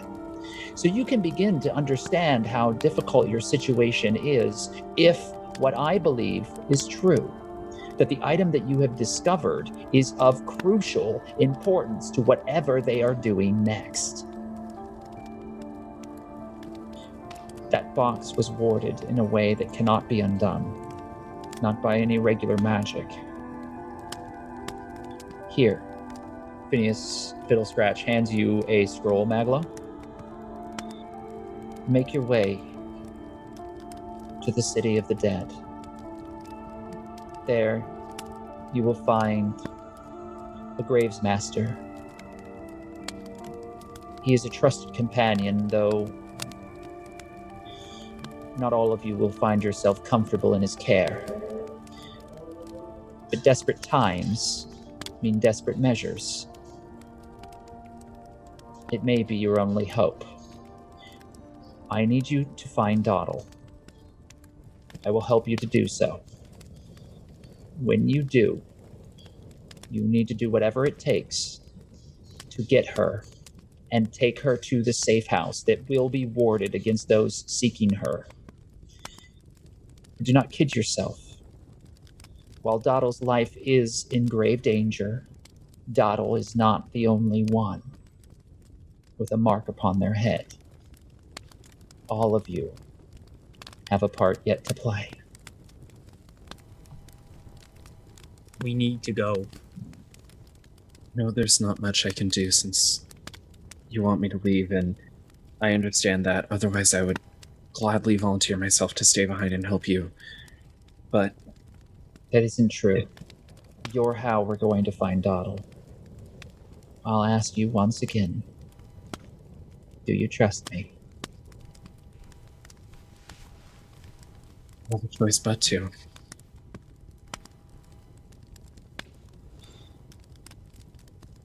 Lean closer, please, Master Hawke. Hawke gets on a knee and leans in close.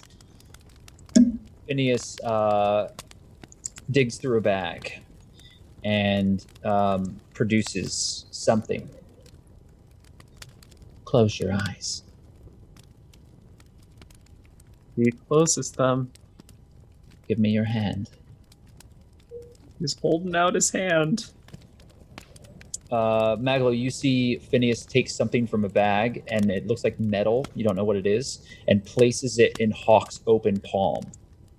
I want you to focus. What do you hear?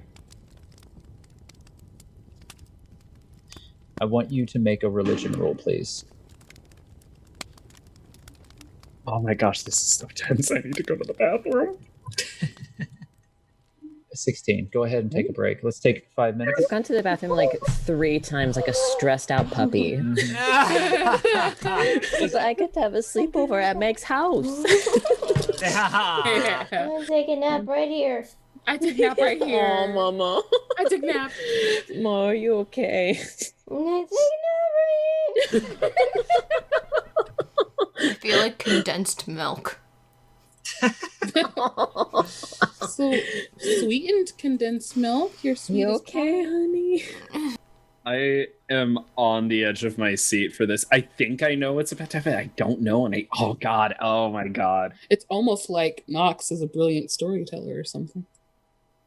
I know what's happening, and it's like we already know what happens, and we're still anxious about it. Yeah, I'm curious on how you guys are gonna like get the tragedy to like go through right now, because I'm like, there's so much secondhand guilt. It's okay. Momo didn't do it. It was Doddle.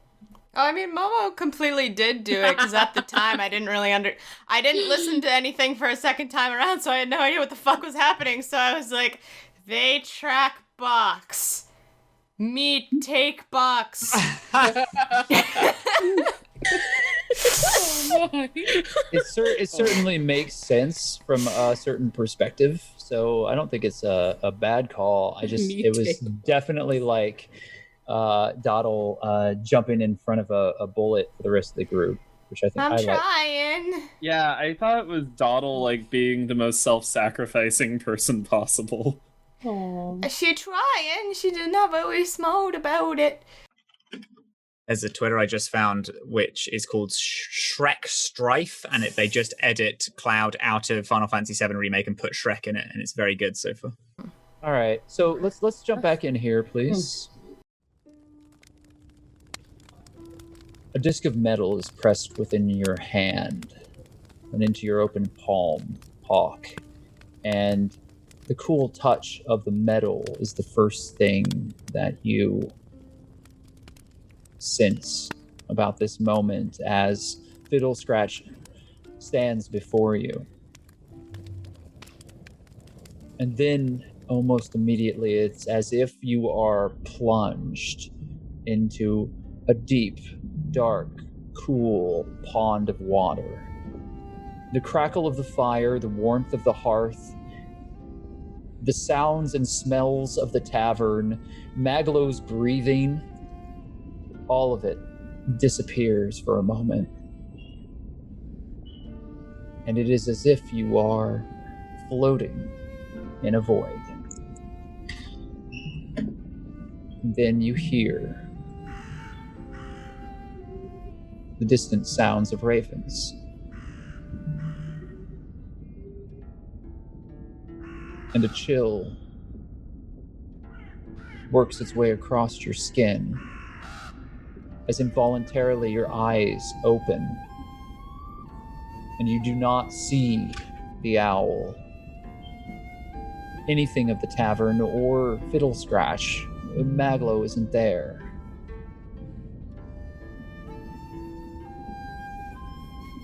You're standing in an echo of the place that you once stood.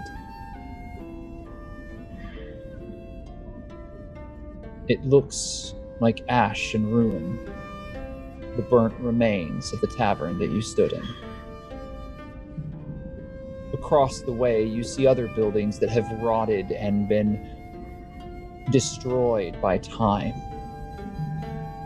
And there is a wind that blows through this place that pushes motes of dust into the air, creating a cloud that hangs heavy like a fog in this wasteland. You see all about you the mirror image of the streets of the southern ward of Waterdeep. But it is a dark and twisted mirror image with the skeletal remains of the buildings that you now recognize. You stumble forward involuntarily again, and you find that your boot has landed upon the broken, burnt tavern sign. That the image of the golden owl is under your foot. And above your head, a murder of raven circle as a singular moon burns brightly like a silver orb, looking down upon you. What? Is this my fault? I didn't mean to. Your vision flickers for a moment, and you see running through the street, alone, the only other figure here other than yourself, a ghostly elven girl, wearing gossamer gowns as she runs barefoot through the shattered remains of the street ahead of you. She doesn't look back, and you cannot see her face. But in your heart, you know that you must follow her. I book it after her. I have a feeling this is Doddle. The moment passes, your eyes shoot open, and you're back in the tavern. You feel the fire and the warmth, and Fiddle Scratch is standing there before you. You don't know when, but he's taken a few steps back and is no longer pressing anything into your hand. But you feel the weight of a heavy metal emblem sitting there. What's on the emblem? It is a heavy golden sigil of Lathander. And it is broken in two. And from the center of it, black ash blows into the air.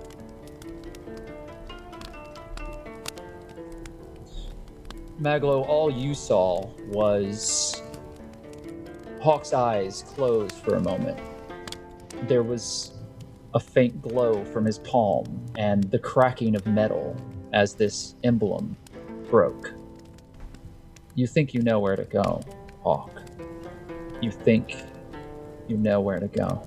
And as you resolve yourself, every once in a while, you find yourself back there, staring at that empty road, with that ghostly elven child running away from you. I wish you both well. You must be quick. Go. Right, you know the way? Yeah. Okay, grand, let's go. As I head out, I just kind of stop at the door for a moment, and I turn back to Phil Scratch. I don't know where you got that, but if you have that, then you know who it belongs to. You don't have time. Go. I know, but I pull out from my pouch a locket, and I toss it to him. It's this small beaten brass locket with also the symbol of Lathander on it. And if he opened it up, it would have a picture of two young blonde children, one male, one female. Hawke tosses it to him. If you're in dire straits, present that to the temple. They might be able to help you, but we both know I can't. And I'm sorry. One day I will make amends to you. You're running out of time. I know. Hawke leaves without another word.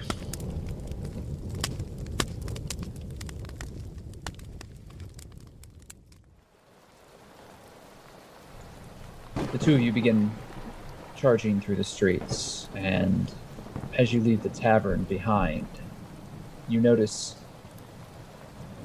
most of the patrons and all of the staff have armed themselves. And both of you see, along the rooftops, strange silhouettes and dark figures circling about the tavern. Juniper, while the dog is no longer grasping onto your arm, you are bleeding from it. And in the middle of the street, there are currently 4 city watch and 2 dogs. They have tracked you down and are calling for your surrender. What would you like to do? As I look around me, is it like a large amount of city folk here? There are a great many civilians in the middle of the street, unfortunately. She takes her hand off of her thorn whip, looks around, gets on her knees and puts her hands up. I surrender. And she looks at the people around her. A man steps out from the crowd, and you see more City Watch approach. They all have swords leveled upon you, and one of the guards, who seems to be a lieutenant of some sort, steps forward. You've done the right thing. The Masked Lord's justice will be fair, but I must ask now that you drop all of your weaponry and relinquish the shield to us.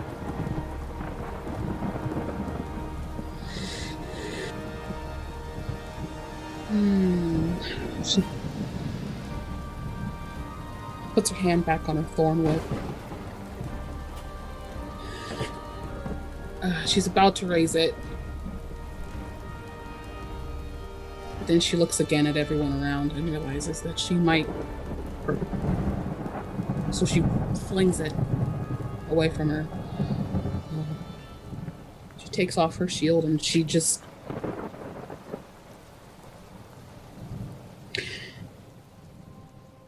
I will find you again.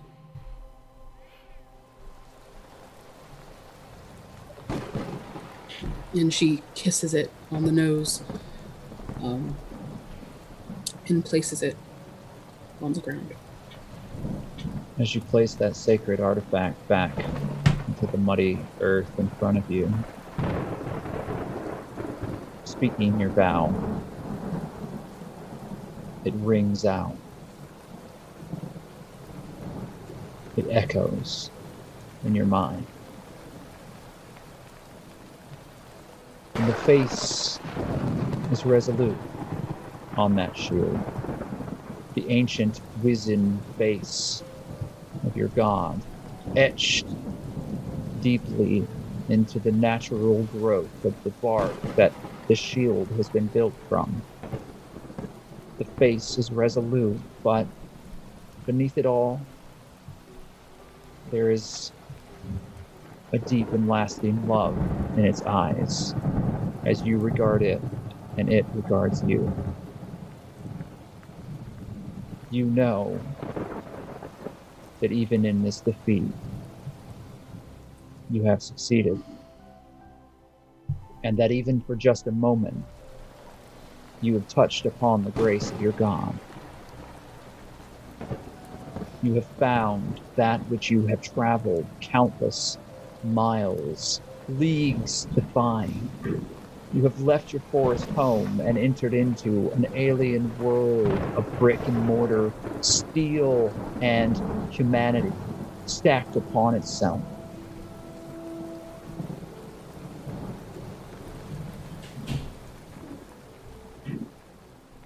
For the briefest moment, Juniper, you find yourself in your grove.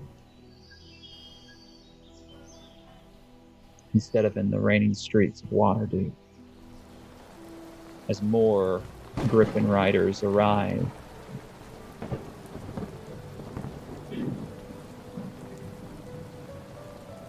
And you are placed into shackles and led away.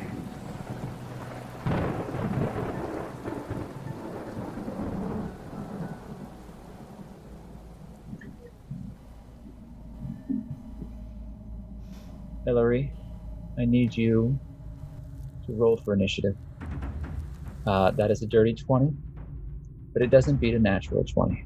Ah. Well, you rolled a natural 20, so that means that you get to roll again, right? It was not confirmed, so you are in luck in that sense. But thank you for keeping me honest and reminded of the benefits that I might have walked over otherwise. I will give you an inspiration. What does an inspiration do? You can use it on a dice roll to add a d8 to improve that roll. Oh, excellent. I feel like I'm gonna need it. Be sure to use it because it doesn't do you any good if I give you another one. You can only ever have one. Okay. This figure leans heavily into their gauntleted fist as they punch you across the jaw. And you take 2 points of damage. I've I've still got the sword in them. And I guess, like, I think I just want to throw them one, too, like, with my other fist, if possible. All right. Go ahead and roll to do an unarmed strike then, please. Unarmed strike. Yes, you are going to miss. So, it was a hard move anyway. I will say that you do connect, that you hold on to the hilt of the sword and you throw yourself forward, and your punch lands, but it hits the helmet, and you end up hurting your hand more than the individual that you were striking. There's a ring of metal, and you realize that was a poor choice of placement for that punch. So as the two of you are struggling, the armored individual in front of you attempts to break away and pull the sword out from their chest, trying to free themselves of the wound that you've inflicted. Can you make a athletics check, please, as we are contesting each other in a grapple? You fail. So immediately you feel yourself kicked backwards and you fall into the torch. And immediately your shoulder burns for a moment and you roll over it. However, the torch does not extinguish. And you are in the center now of this chamber, and you see those entrances on all sides. There are 4. It seems to be the cardinal directions. And the individual stands slowly, and you see them pull the sword out from underneath them, and they turn and look at you. And they reach up and undo the strap on their helmet, pulling it off and leveling the sword at your face. Can I pick up the torch? You can. And I think I'm just going to try and defend with the torch, but like sticking it out towards like their face. Your hand grapples for the torch, and then you thrust it in front of you, and as it does, the light in the dark chamber, the underground layer, ignites around you, and you see clearly the face of your attacker.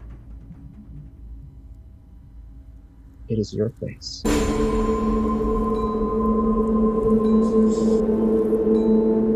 Does Elerie recognize that? Or has she seen this before? This doesn't make sense. It is you, but not you.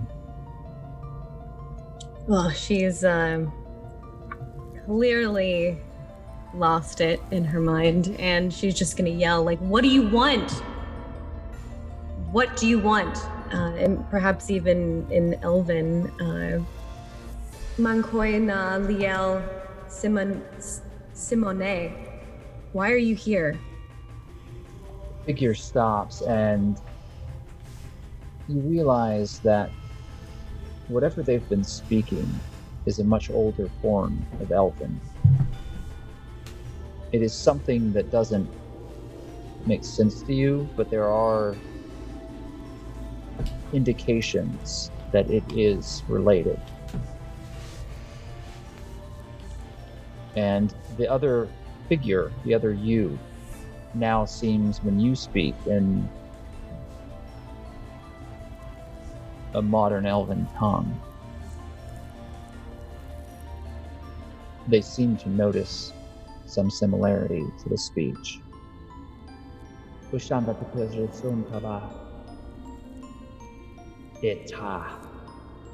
And the figure thrusts forward, striking you in the chest with the sword, stabbing deep. You take 9 points of health as you are stabbed again by this opponent. How many hit points do you have left, Larry? I think I missed 32? Yeah. Mm-hmm. That's feeling pretty beaten up at this point. Got hit in the head, been grappling around, starting to see things. Goodness. What's your action? Can I use my inspiration to have inspiration on what to do next? I'll allow you to make an insight check. Okay. So you don't need to spend your inspiration for that unless you want to make it a really good roll. But just roll your inspiration, or your insight, sorry. 22 is very good.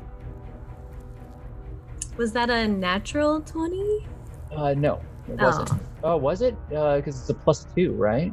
And you got a 22. It would have to be a natural 20. So, yeah, roll it again and see if you get another natural 20. Do I hit the same button, right? Just hit the same, yeah, roll the same thing and we'll see if it works. No. So you didn't get another natural 20, but you did roll one natural 20. So that's absolutely a critical success on that skill. I do allow for that sort of thing. The idea of critical successes on skills is not really a thing anymore, but the way that I like to work them, anytime you get a natural 20, it is spectacular success. I think that was my first one. I don't remember, but that's just so exciting. I'm so happy. Here's what I'll tell you, Elerie. You definitely don't trust your mind or your eyes in this moment, and you're realizing that your surroundings don't make a lot of sense either. You don't remember how you got here, and you don't remember what you were doing last. And as you stand there, the sword is piercing through you and you're holding on to it. The figure disappears and you're alone, but the sword is still very much in your side. And you're walking forward through tunnels. But they're not just tunnels, they're crypts. They're the ancient burial places of forgotten nobility. Dusty tombs that have been broken into. And as you begin to stumble forward through them, you hear voices. And the sword is gone, and you are not wounded any longer. Your hands are pressed up against the wall, and you steady yourself, and everything like a dream washes away. There are certainly voices ahead of you. And something has drawn you here, but you don't quite understand what. And then you begin, again like a dream, to remember where you came from. The circle of the dead. That strange, gaunt figure, the hauntingly beautiful woman that guided you through that strange, empty void, only to be greeted then by a hideously deformed abomination.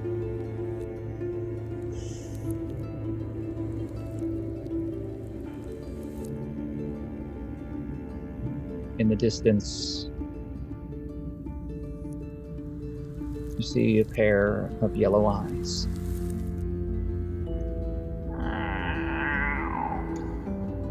Is that a cat?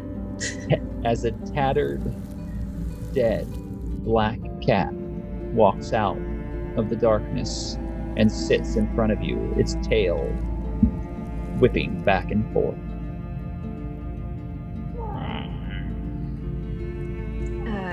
Hey, cat, do you know the way out of here? The cat stands and very pertly walks out of the chamber, looking back at you, dragging its intestines behind it. All right. Hey, don't leave me behind.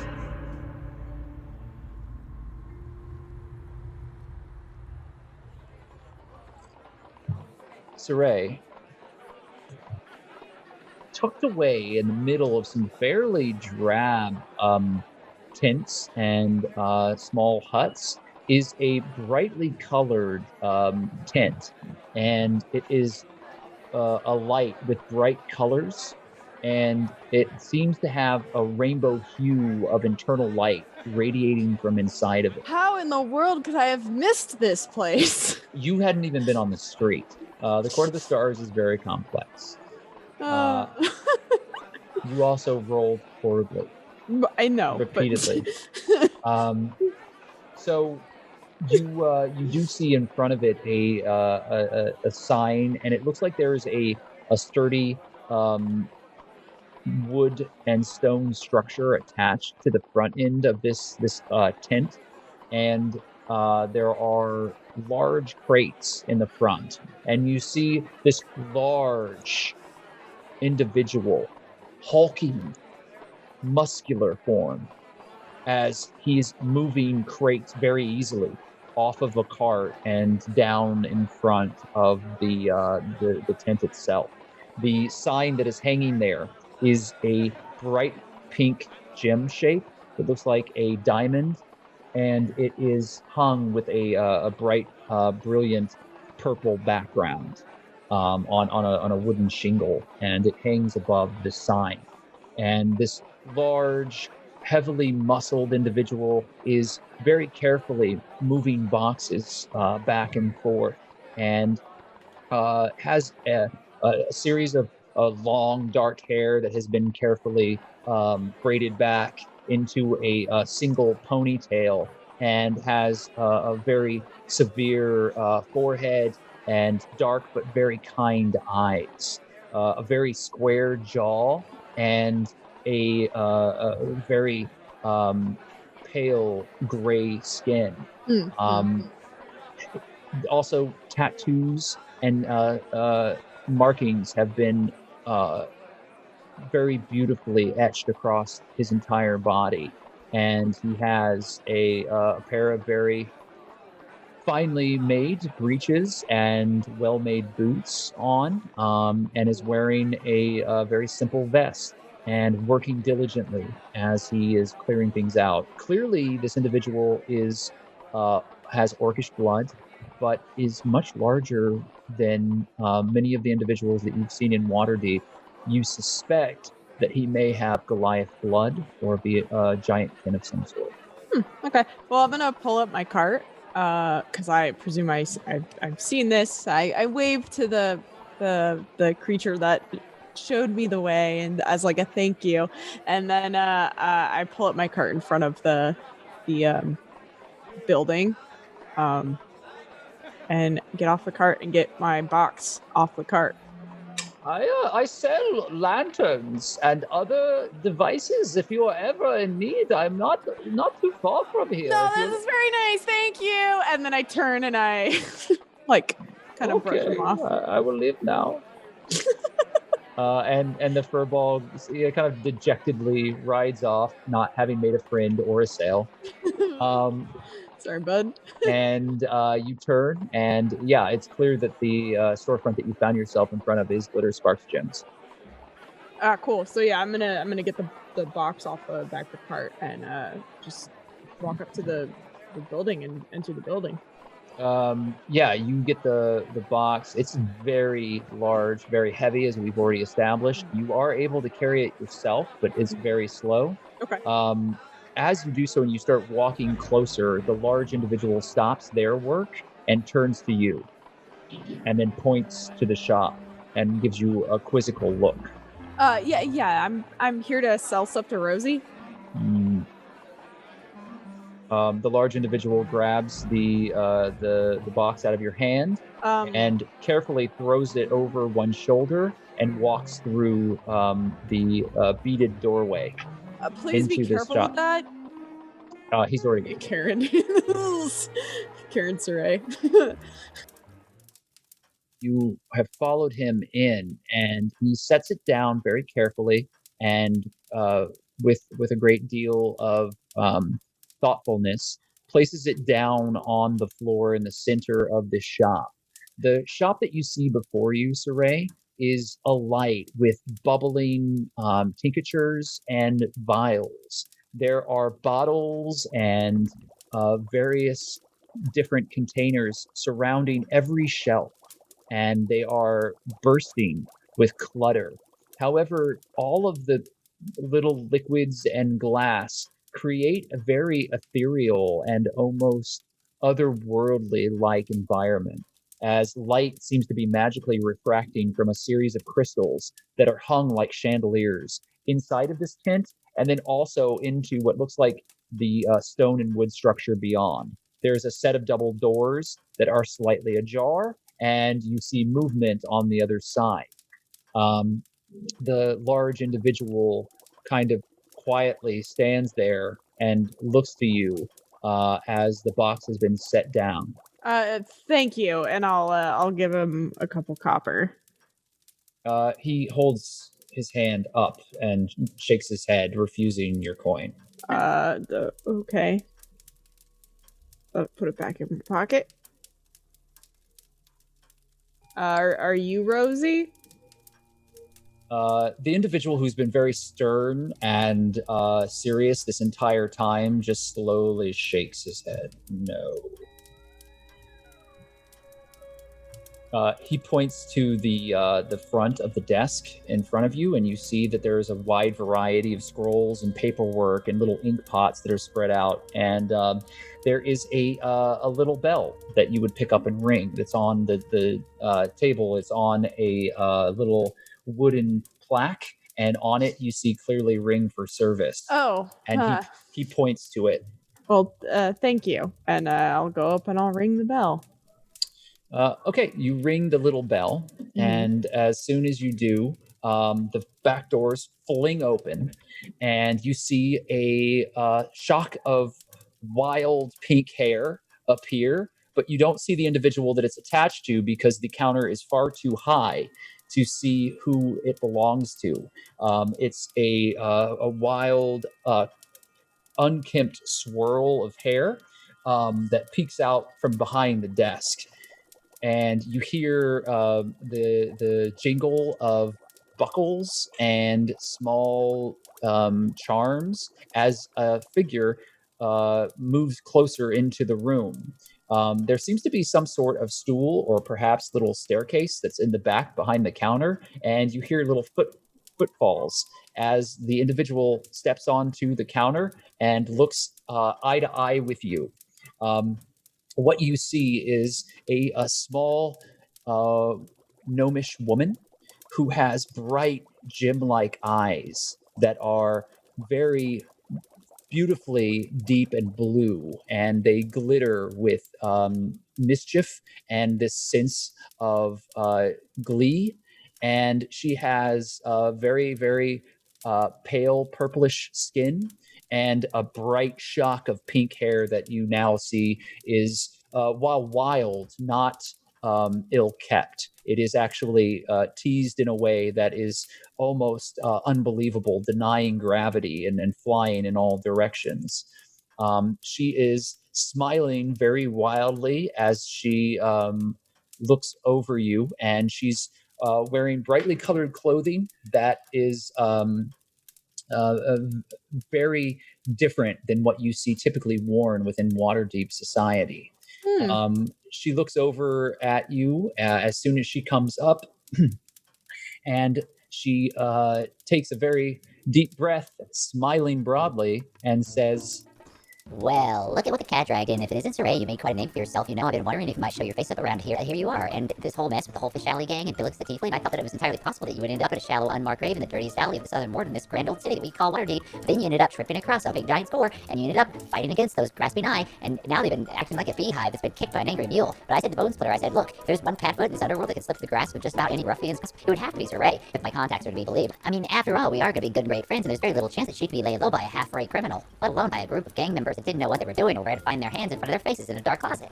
We also have the opportunity to make a clearer arrangement, considering the trade of alchemical goods was somewhat more illicit standard, and that's why you came to me. This is Glitterspark's Gems, and this is the best. This is where you go. You want to get the best, if you want to sell the best, if you want to get rid of something that maybe you don't know how to get rid of, this is the place to come. It may look all sparkly and cute, but let me tell you something, I actually know exactly what's happening in our mercantile trade here in Waterdeep. That's not saying some small thing. I'm actually pretty great at what I do, and I have been for years and years and years, and that's why you're here, because I'm the best. I'm so sorry, where are my manners? Would you like some elderroot tea and lemon cakes? Wait, I'm sorry. No, thank you. And how do you know all that? Who told you that? Who's your contact? That's pretty rude, Ray. I can help you out quite well. I know everything in the underworld. My finger's on the pulse, and I know everything and everyone that is ever going to happen around here, and I can tell you exactly where these things can go, and I can sell them for you. Do you want to sell these things or not? She leaps off the top of the counter and goes over to the treasure chest and opens it up. I was, but I don't think this is the best place to do it now. Come on, Saray, you know how this game is played. You're not new, and neither am I. We've both been around for a good long time, and we've been in Waterdeep long enough to know that that's how the dice are rolled. Listen, if I wanted you dead already, I would have already told the grasping eye of where you are and what you're doing and how they could find you and where you could be waylaid so that they could chop your head off and throw it into a sewer somewhere. But I didn't do that, did I? Because I'm Rosie of Glitterstar's Gems, and you can trust me. That means quality. Okay. Wait a minute, aren't you staying at the Grasping Owl and you're there with a man with some burns and some glasses and another man with white hair who's really strange and ghostly, and there's a goblin and a little one that seems to be in a lot of trouble right now? Seems to cause I'm a lot not of trouble. traveling with anyone, but all right, just look. That's what I hear. I have my sources. Look, and thank you for your help. Never mind. I'll take this somewhere else. Bone Splitter, don't let our guest leave. Get the door. And the large Goliath kind of steps in front of you for a moment. You came to me and you're looking for the best. I want to give you the best. And tell me how you know all of this. Saray quickly turns around and like just snaps at her. Who is your contact? Who's telling you these things? A number of individuals. Who? First and foremost. I was trying to tell you, but then you interrupted me. Do you want to keep interrupting me? Because then you're asking a question, and then I'm going to ask a question, and then this conversation is going to go on forever. Is that what you want this conversation to go on forever? Because I'm perfectly happy for it, too. I didn't really have anything planned out another in a couple of weeks, but it still might be a problem. All I need are names, not a long-winded description. Who? I have a number of contacts all over the city, quite a few in fact, but I do have one in particular that is mucking out staples now in a place called the Golden Owl. The little boy? Now hold up there, Saray. I didn't name any names. That wouldn't be very professional. It's not something that I would do. And by the way, if there are any alchemical goods that are being trusted, I'm probably going to hear about something like that, wouldn't you think? After all, glitter spark gems, and that's what I do. And if you're making a big ruckus with all the gangs in the city, of course people are going to hear about that sort of thing. Do you want my help or not? I need to get rid of these as soon as possible.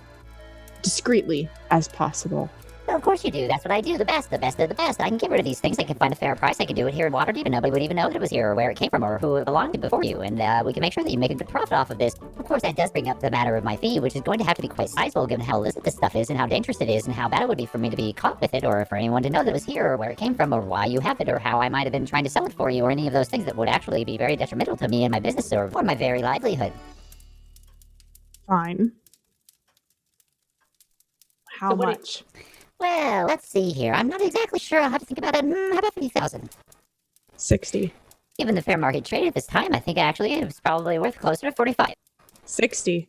I know how much all of this is worth. I know how much this is worth too, Saray. Half the cut, though, you didn't put in the work to get this stuff. Look here, Buttercup. I'm the best of the best. I know exactly what I'm doing, and I know how to do my business and run my business and handle all of my business, and I think that you should really listen to me right now because I know exactly what you're asking for and why you're asking for the price that you're asking for, but I'm telling you right now that what I'm offering you is due to the fact that this is all very illicit and very dangerous stuff.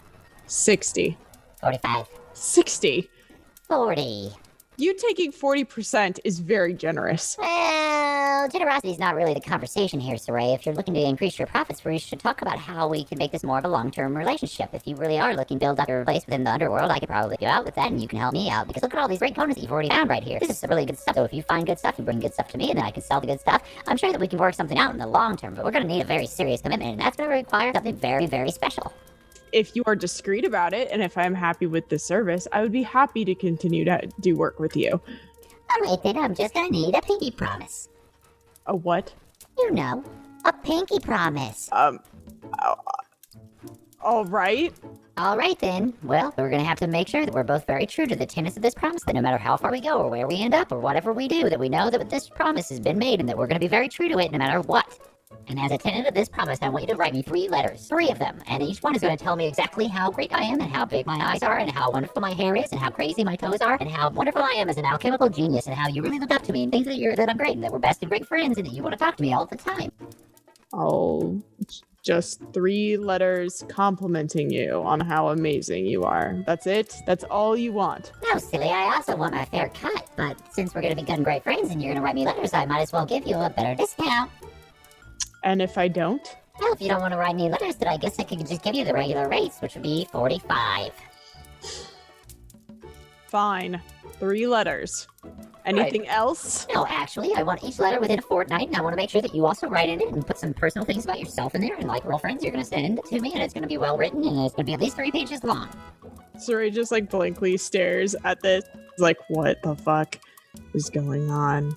This is insanity. All right. 3 letters. So she stops and she takes your hand and she links your 2 pinkies together. Now, this is the most solemn of promises that we can make. Are you ready? Yes. I, Saray, this is my name. I, Saray, this is my name. Fully promise. fully promise to be best of friends. To be best of friends. With Rosie. With Rosie. And fulfill the promise of writing 3 letters. And fulfill the promise of writing 3 letters. Each will be delivered within a fortnight. Each delivered within a fortnight. And to offer sincere and true congratulations as to how bright my eyes are and how clever I am and how pretty my hair is and how you can't wait to come back and enjoy some tea. Wait, the tea wasn't a part of that. It was just the letters complimenting you. You're gonna have to come back for some tea. Why? Why? 3 letters and a tea. No, the agreement was only 3 letters. 3 letters and a single tea. 1 single tea.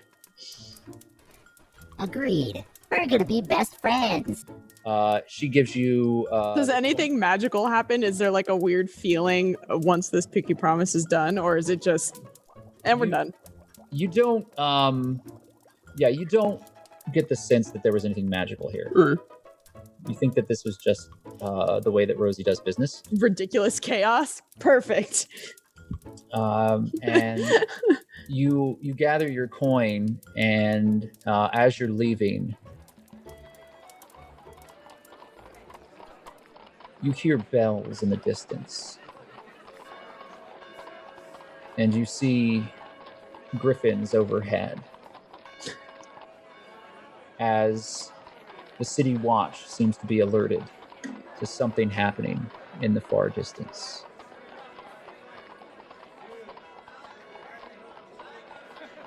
I'm gonna get on my carriage with my cash, and I'm gonna start heading back to the tavern.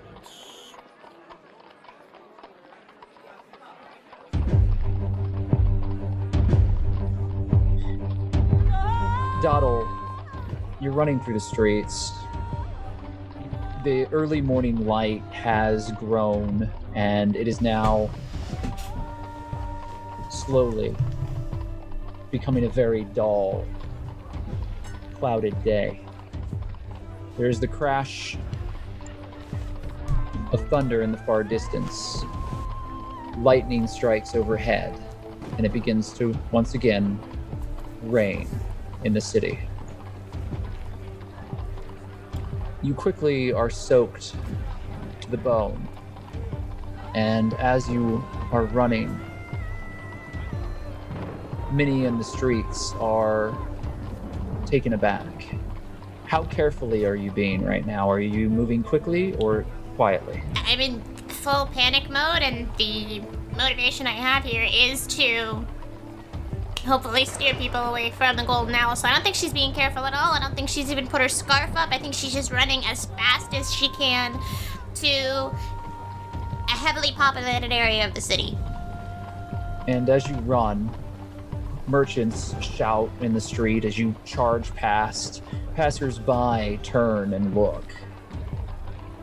In your small hands, the box is held, and you are running forward through the muddy streets of the Southern Ward. You're not sure when it happened,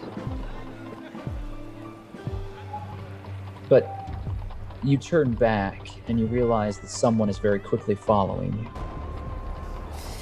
They're covered in a dark cloak, and you can see that their hand is on the hilt of a dagger, and they are pushing quickly towards you. Their face is covered by a black scarf. Is there an alley I could turn down or something? You move forward and find an alley, and you dart down it. I'm gonna turn and face the figure. You go into the alley first, or do you turn and face the figure in the street? I turn into the alley and then turn around to meet them. The figure is following you, and as you turn back, they stop, somewhat surprised that you're confronting them. I'd like to take a pin out of my hair and shoot it towards him and cast Hold Person, please and thank you. Okay, so I need you to make a strike then to be able to do so. It says Wisdom saving throw. One day I want a shirt that just says, like, I would like to cast Fireball, please and thank you on it. Like... So you do cast the spell. What is your DC for that? Spell attack plus 16 save DC. 16 spell. Okay. Gosh, you do cast the spell, Doddle, and the pin flies out. Sorry, I just reacted instinctively to throwing something at somebody as an attack. So the pin flings out, and it does hit the individual, and it sticks into their cloak.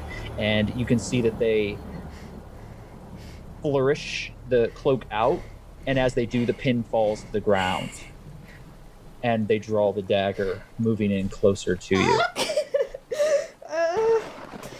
Can I say that she just starts to like slowly step away and just say I was just trying to fix things? The first thing we're going to do is roll initiative. Okay. Oh, Mama. 7. Oh, shit. All right, I need you to make a Constitution saving throw, You please. got it, dude. It's a 9. So, as the individual steps forward, you see that they toss the knife into the air, and it spins 3 times before they catch it by the blade and fling it at you. And That's pretty cool. I'm not even mad. Spins end over end as you say this and stumble backwards. And the dagger pierces into your chest. And you take 7 points of damage. Oh. And you are poisoned. Oh, I loved that for me. What does poisoning mean? You're going to continue to take damage as the turns go on, unless you do something about that situation. Okay. You feel yourself immediately sicken, Doddle, as the dagger, it seems to have been coated in something, and your vision begins to go wobbly, and you stumble back in the mud, nearly toppling down upon yourself as this cloaked individual comes closer and closer to you. Think! Think, think, think, think, think! Think, think, think, think, think! Can I roll an intimidation check? You certainly can try. I'd like to not cast fireball or anything, but I'd like to just have a fire in my hand just for like flavor, if that's a possibility, and hold it next to the box. As if you're going to burn the box. Yeah. Okay, so I will allow you to roll with an advantage. The figure takes another step forward and then stops. I wouldn't do that. I've done a lot of stuff I shouldn't have done today. Clearly. Don't test me. Step away from the box. Do it.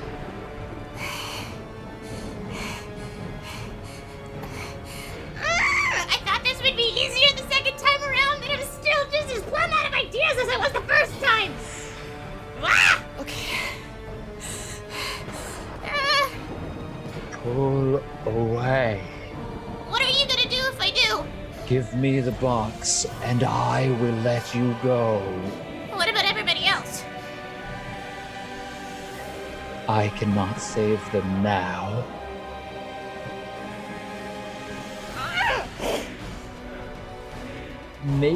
I'll make a perception check for you. Stupid, stupid, stupid, stupid. You notice that the individual's very carefully moving their hand behind their back, and you think that they're trying to grasp another weapon. I cast spider climb on myself and I try to get away. Alright, so you are no longer threatening the box with fire. You cast spider climb, and you're going to try to run away. Now, you are within striking distance of this individual, which means that they will have an attack of opportunity. If you move out of the square, you can try to back away and then leave. So you can try to take a 5-foot step back and then get away. If you're trying to just full on run. Quick or safe? Quick. Okay. So you immediately start climbing on the wall next to you in the alleyway. You leap over to it, trying to pull yourself back, and you feel another dagger fly and strike you in the back. 9 points of damage as you feel it pierce into your side. and make a second Constitution saving throw, please. For dramatic effect, can we say that she drops? Yes, if that's what you want to do. You have spider climb, so technically you wouldn't drop unless you want to.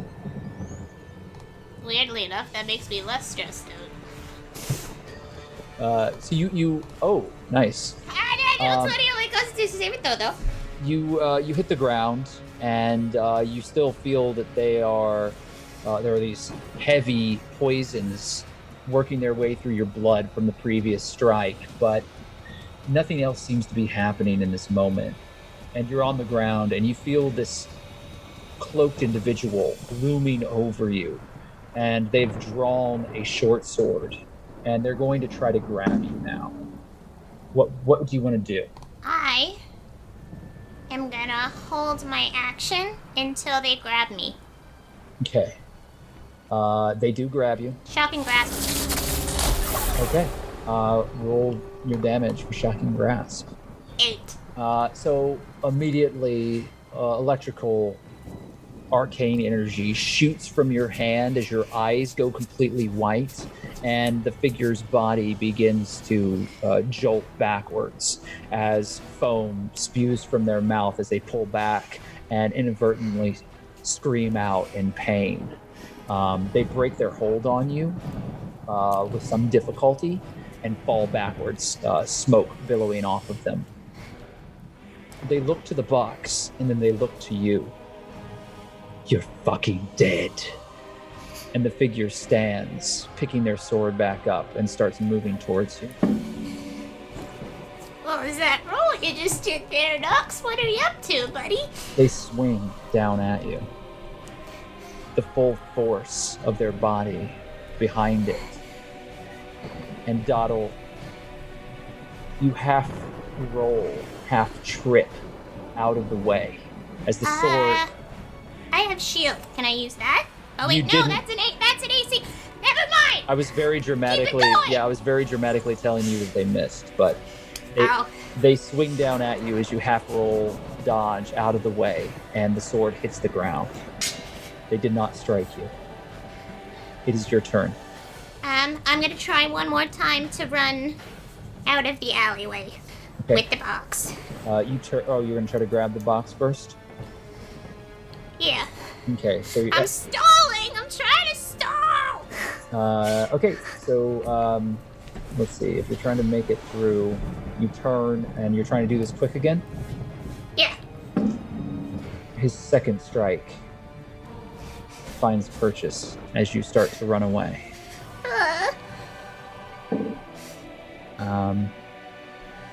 5 points of damage. Not spectacular, but he does strike you as you turn and start running away, nicking you across the back. You feel a slash from the sword as blood begins to well up underneath your coat. Your coat is tattered. You fall forward, but you grab the box and you start running. Get back here, you little wretch. You are running into the street. Is that right? Yeah. As you start to run, you make your way out of the alleyway. I'm just pushing past people. I imagine my blood's rubbing off on their clothes as I push through the crowds. You step out, and as you see the crowds around you, a whip wraps around your feet and pulls you back as you're dragged back into the alley. No. Is he just pulling me towards him? Yeah, you can make a dexterity saving throw if you wish to try to break free. No, I don't. I'm holding my action again as they're dragging me. Do I still have daggers sticking out of me like pop-up pirate? Yeah, you have a couple of daggers in you. Alright, as they're dragging me, I want to take one out. Okay, you pull a dagger from your back and hold on to it. How many hit points do you have left, Doddle? 15. 15? So you're being dragged through the alley and you're holding your action, and you see the individual pulling you backwards forcibly, and you can see that on their side they've still got their short sword right next to them. and they drag you. Is it too late to try and do something actually, other than? You have your held action. You can do whatever you like. Can I grab the whip, wrap it around my arm, pull myself towards him, and stab him in the face? Yeah, you can use the whip to buy yourself some momentum and fling yourself forward. Go ahead and make a acrobatics check, and then you can roll your strike.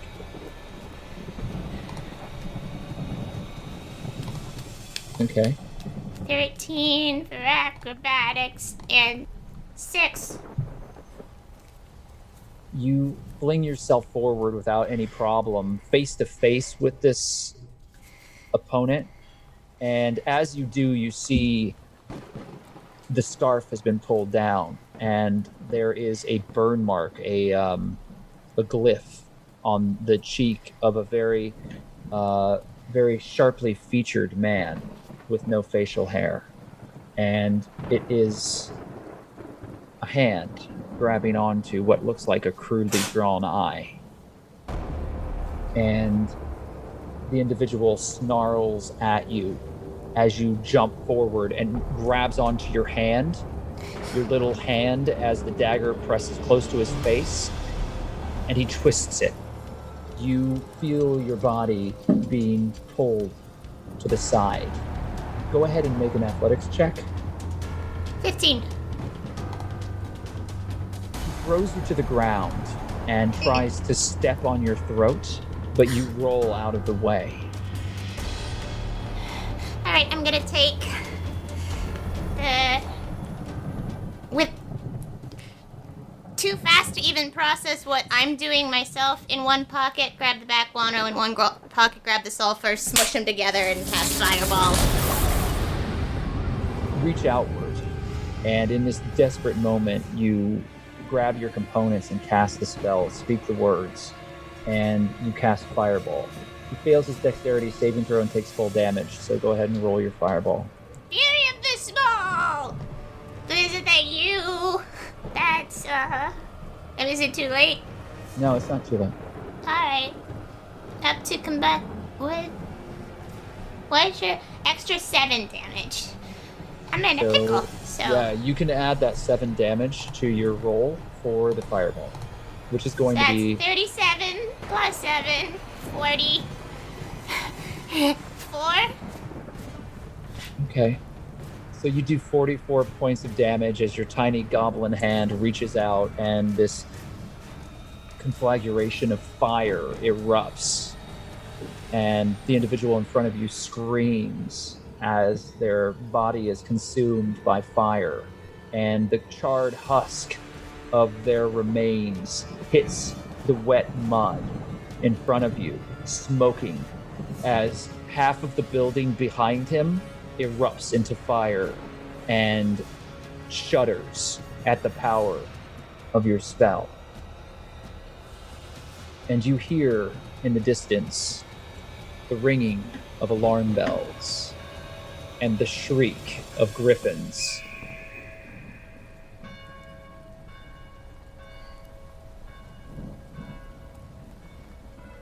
I'm gonna curl up and wait for them.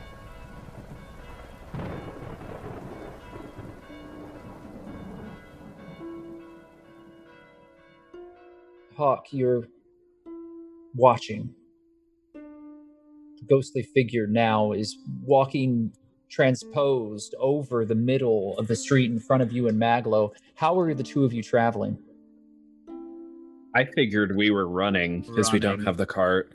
So the two of you are running through the streets of Waterdeep, and these visions of this apparition keep appearing before you, Hawke. She's nearby. The entire street shakes as a blast of fire gouts through the sky some distance ahead of you.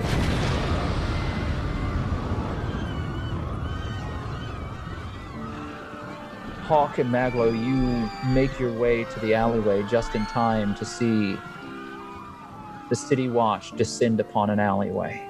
No. Hawke is going to bolt straight towards all of that. Is also running toward. The city guard have set up a perimeter, and you are stopped as you're running through the street. Halt there. Stand back, please. One of our friends was out shopping. The city watch will attend to this. Please, step away. Is anybody hurt over here? Go find yourself back to the tavern, please. Another guard comes by, and she assesses all of you. That's quite enough. Please, move along. I'm gonna grab Maglo by like the scruff, pull him forward, and go, see this guy? He's actually probably the smartest guy in the city. Fuck off. So, if you want to find out what happened, might help if you let him through. I am really good in a pinch. I'm afraid we already have an Inquisitor. And you see a figure walking through the alleyway, and in the distance you do see Doddle. And you see a number of city guard picking her up, shackled, and walking her out from the alleyway. The figure that you see is dressed in a fine red, wide-brimmed hat with plumage coming off the back of it. He has a red coat and a very finely manicured mustache and beard. Dark hair, salt and pepper touches upon it. His eyes move carefully across the entire scene, and he is accompanied by a number of City Watch. So, as you can see, we do not need amateur help. Thank you. Do I recognize them? You do recognize the individual in the red cap. This is a famous inquisitor within the city of Waterdeep who has written a great number of papers that you find somewhat lacking in any form of substance or worth. His name is Sternward, Inquisitor Sternward. And he is famous in Waterdeep for being swift in his deductions. He's garnered a great deal of fame, but from your observations, Maglo, the true work that he purports to be a part of is sorely lacking. More bluster and hype than anything else. Is he the Inquisitor? Is he the person who's in charge? Yes. Okay, sure. Hey, Sternward! Sternward! The man in the red hat stops and then turns. Looking back at the situation, he speaks with a guard quickly as Doddle is ushered away, and then turns and walks back to you and Hawke. Young man, I appreciate you coming. I can only imagine that you are here to ask for an autograph. I do not have the time to tarry, as I am on official business, and I would ask respectfully if you would make your way and perhaps find me at a signing at any one of the fine establishments here within the Southern Ward, You wouldn't catch me dead with one of your autographs. What'd you find here? I have yet to truly investigate the site. I fail to understand what you mean. You wouldn't be caught dead with one of my autographs. Yeah, Maglo, but what do you mean? Oh, I see. I am sorry. Have I offended you in some way or disproven one of your faulty academic papers, perhaps? Or perhaps my fame has left you sour and jealous at the lack of height to which you have climbed. You ain't disproven anything. I'm sure that someone's disproven something and then you've stolen their research and then you just published it as your own. Basically, what I'm asking is, what have you found here? What's going on? You are the person in charge, I imagine? Young man, I was very clear about this before, but I do not have the time for your nonsense. This is official city business, and as far as I understand, you do not have a position within the city. If you would like to inquire upon one, I am sure that the Magister would hear you. I can point you in the right direction if you would like to petition for a hearing. I go for that. No, I'm not serious, you fool. You could never do what I do. And he turns and walks away. Guard. Is there a guard right next to me? Yeah, there's what seems to be a captain, perhaps, that's moving through. A fairly elderly-looking individual with a shaved head and a long mustache. He looks like he was once probably very muscular, but age has started to wear on him a bit. And while he still is meticulously dressed in the city watch's uniform, he seems to be a little more careful, a little slower than perhaps he was in his youth. And he walks over to you. How can I aid you, lad? Oi, are you in charge here? I am afraid to be a man of some importance. Well, I am a captain here within the watch, but we work as a unison to try to solve the crimes that happen within the southern ward here. Do you have information on this crime? No, we're trying to figure out what actually happened. We do not yet know. Somehow a goblin has appeared. Perhaps we've had some incursions from the sewers. It is all well in hand. More specifically, there has been a murder, and the goblin has slain an individual, and as far as we can tell, it is a citizen, so the justice will be swift, and it will be handled within the city. It's the goblin? I mean, we are not certain of anything at this point, young man. This has just occurred. I cannot help but feel that you have more to tell me. Well, it seems like you've already judged the goblin, judge, trial, and executioner here without even understanding all the facts, it seems. This seems like quite a large explosion. I have made no such judgment, young man. To be clear, the Magister will met the justice. I have simply said the facts as I understand them. Given the situation and what we have seen in the past, the goblin that has appeared has caused some sort of magical effect that has nearly brought this building to the ground. It has killed an individual and has produced a great deal of concern. If you have more information, I would very much like to hear it. Have you ever met a goblin that can do that kind of explosion? Indeed, I have not. Never. Exactly. I don't think this goblin's to blame at all. Or if it did, it must have been in pretty dire straits. It must be more than just a simple goblin. My young friends, I am afraid that you have me at a loss. My name is Captain Gwyn Rambouillet.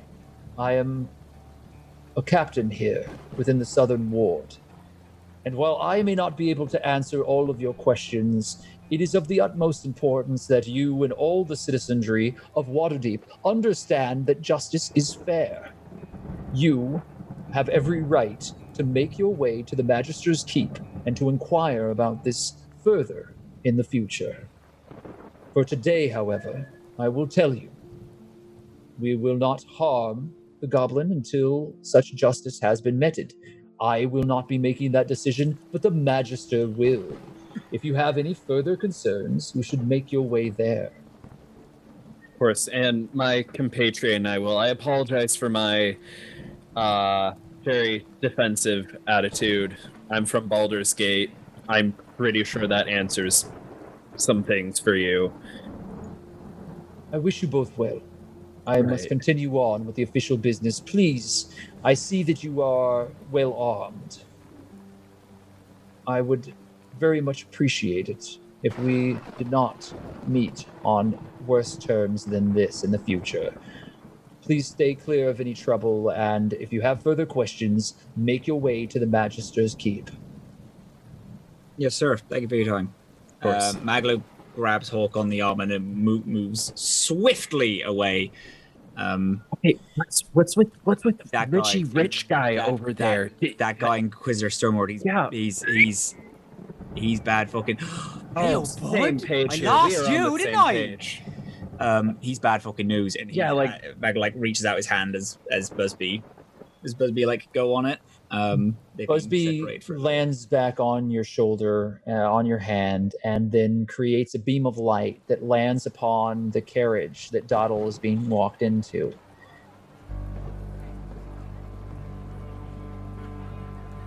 There are so many people lining the streets, and they're all craning to get a look, and you hear murmurs and whispers. Oh, you think that there's another goblin? I thought they cleared out the sewers. Not again. And Doddle, you're pressed into the towards the carriage as somewhere in the crowd you hear someone say, I hope they give that thing what it deserves. I don't think I fully process what's going on because all of this feels like a really bad dream. You still, despite the amount of time that you've traveled and been lost and in this form since you left Evermeet, you were so secluded for so long. And this is so new to you. What a human settlement, a city like this would do. And it's the city itself, Waterdeep, is large. It holds more people than all of Evermeet put together. Elven life is nothing like this. And not only are you a stranger here, and desperately unfamiliar with the social structure of this place and how humans and other individuals live their lives. Not only are you confused and scared, but to add to all of this, you realize that this crowd around you despises you for what you look like, not for who you are. I just think about when I first got to Waterdeep and how happy I was to see all the different kinds of people and smell all the different kinds of smells, and how excited I was to be out of Evermeet. And now all I want to be is back home.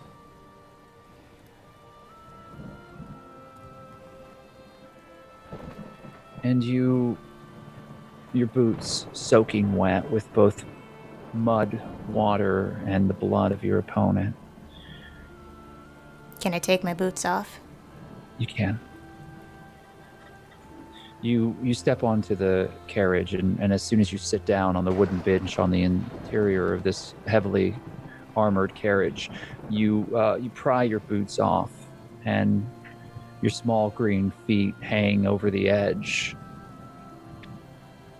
I cover them with my coat. I don't want to look at them. You wrap yourself up in your coat as much as you can. And the door is closed. It is barred on either side. You hear the coach person crack a whip, and the horses begin trotting forward slowly through the rainy streets of Waterdeep. As they move forward, you see the city before you. The buildings stretched out as far as the eye can see. The rain pours around you, and you are alone. As you're watching this all through your window, passing beyond you, you close your eyes, and you feel the warm breeze of Evermeet upon your face as you continue on into an uncertain future.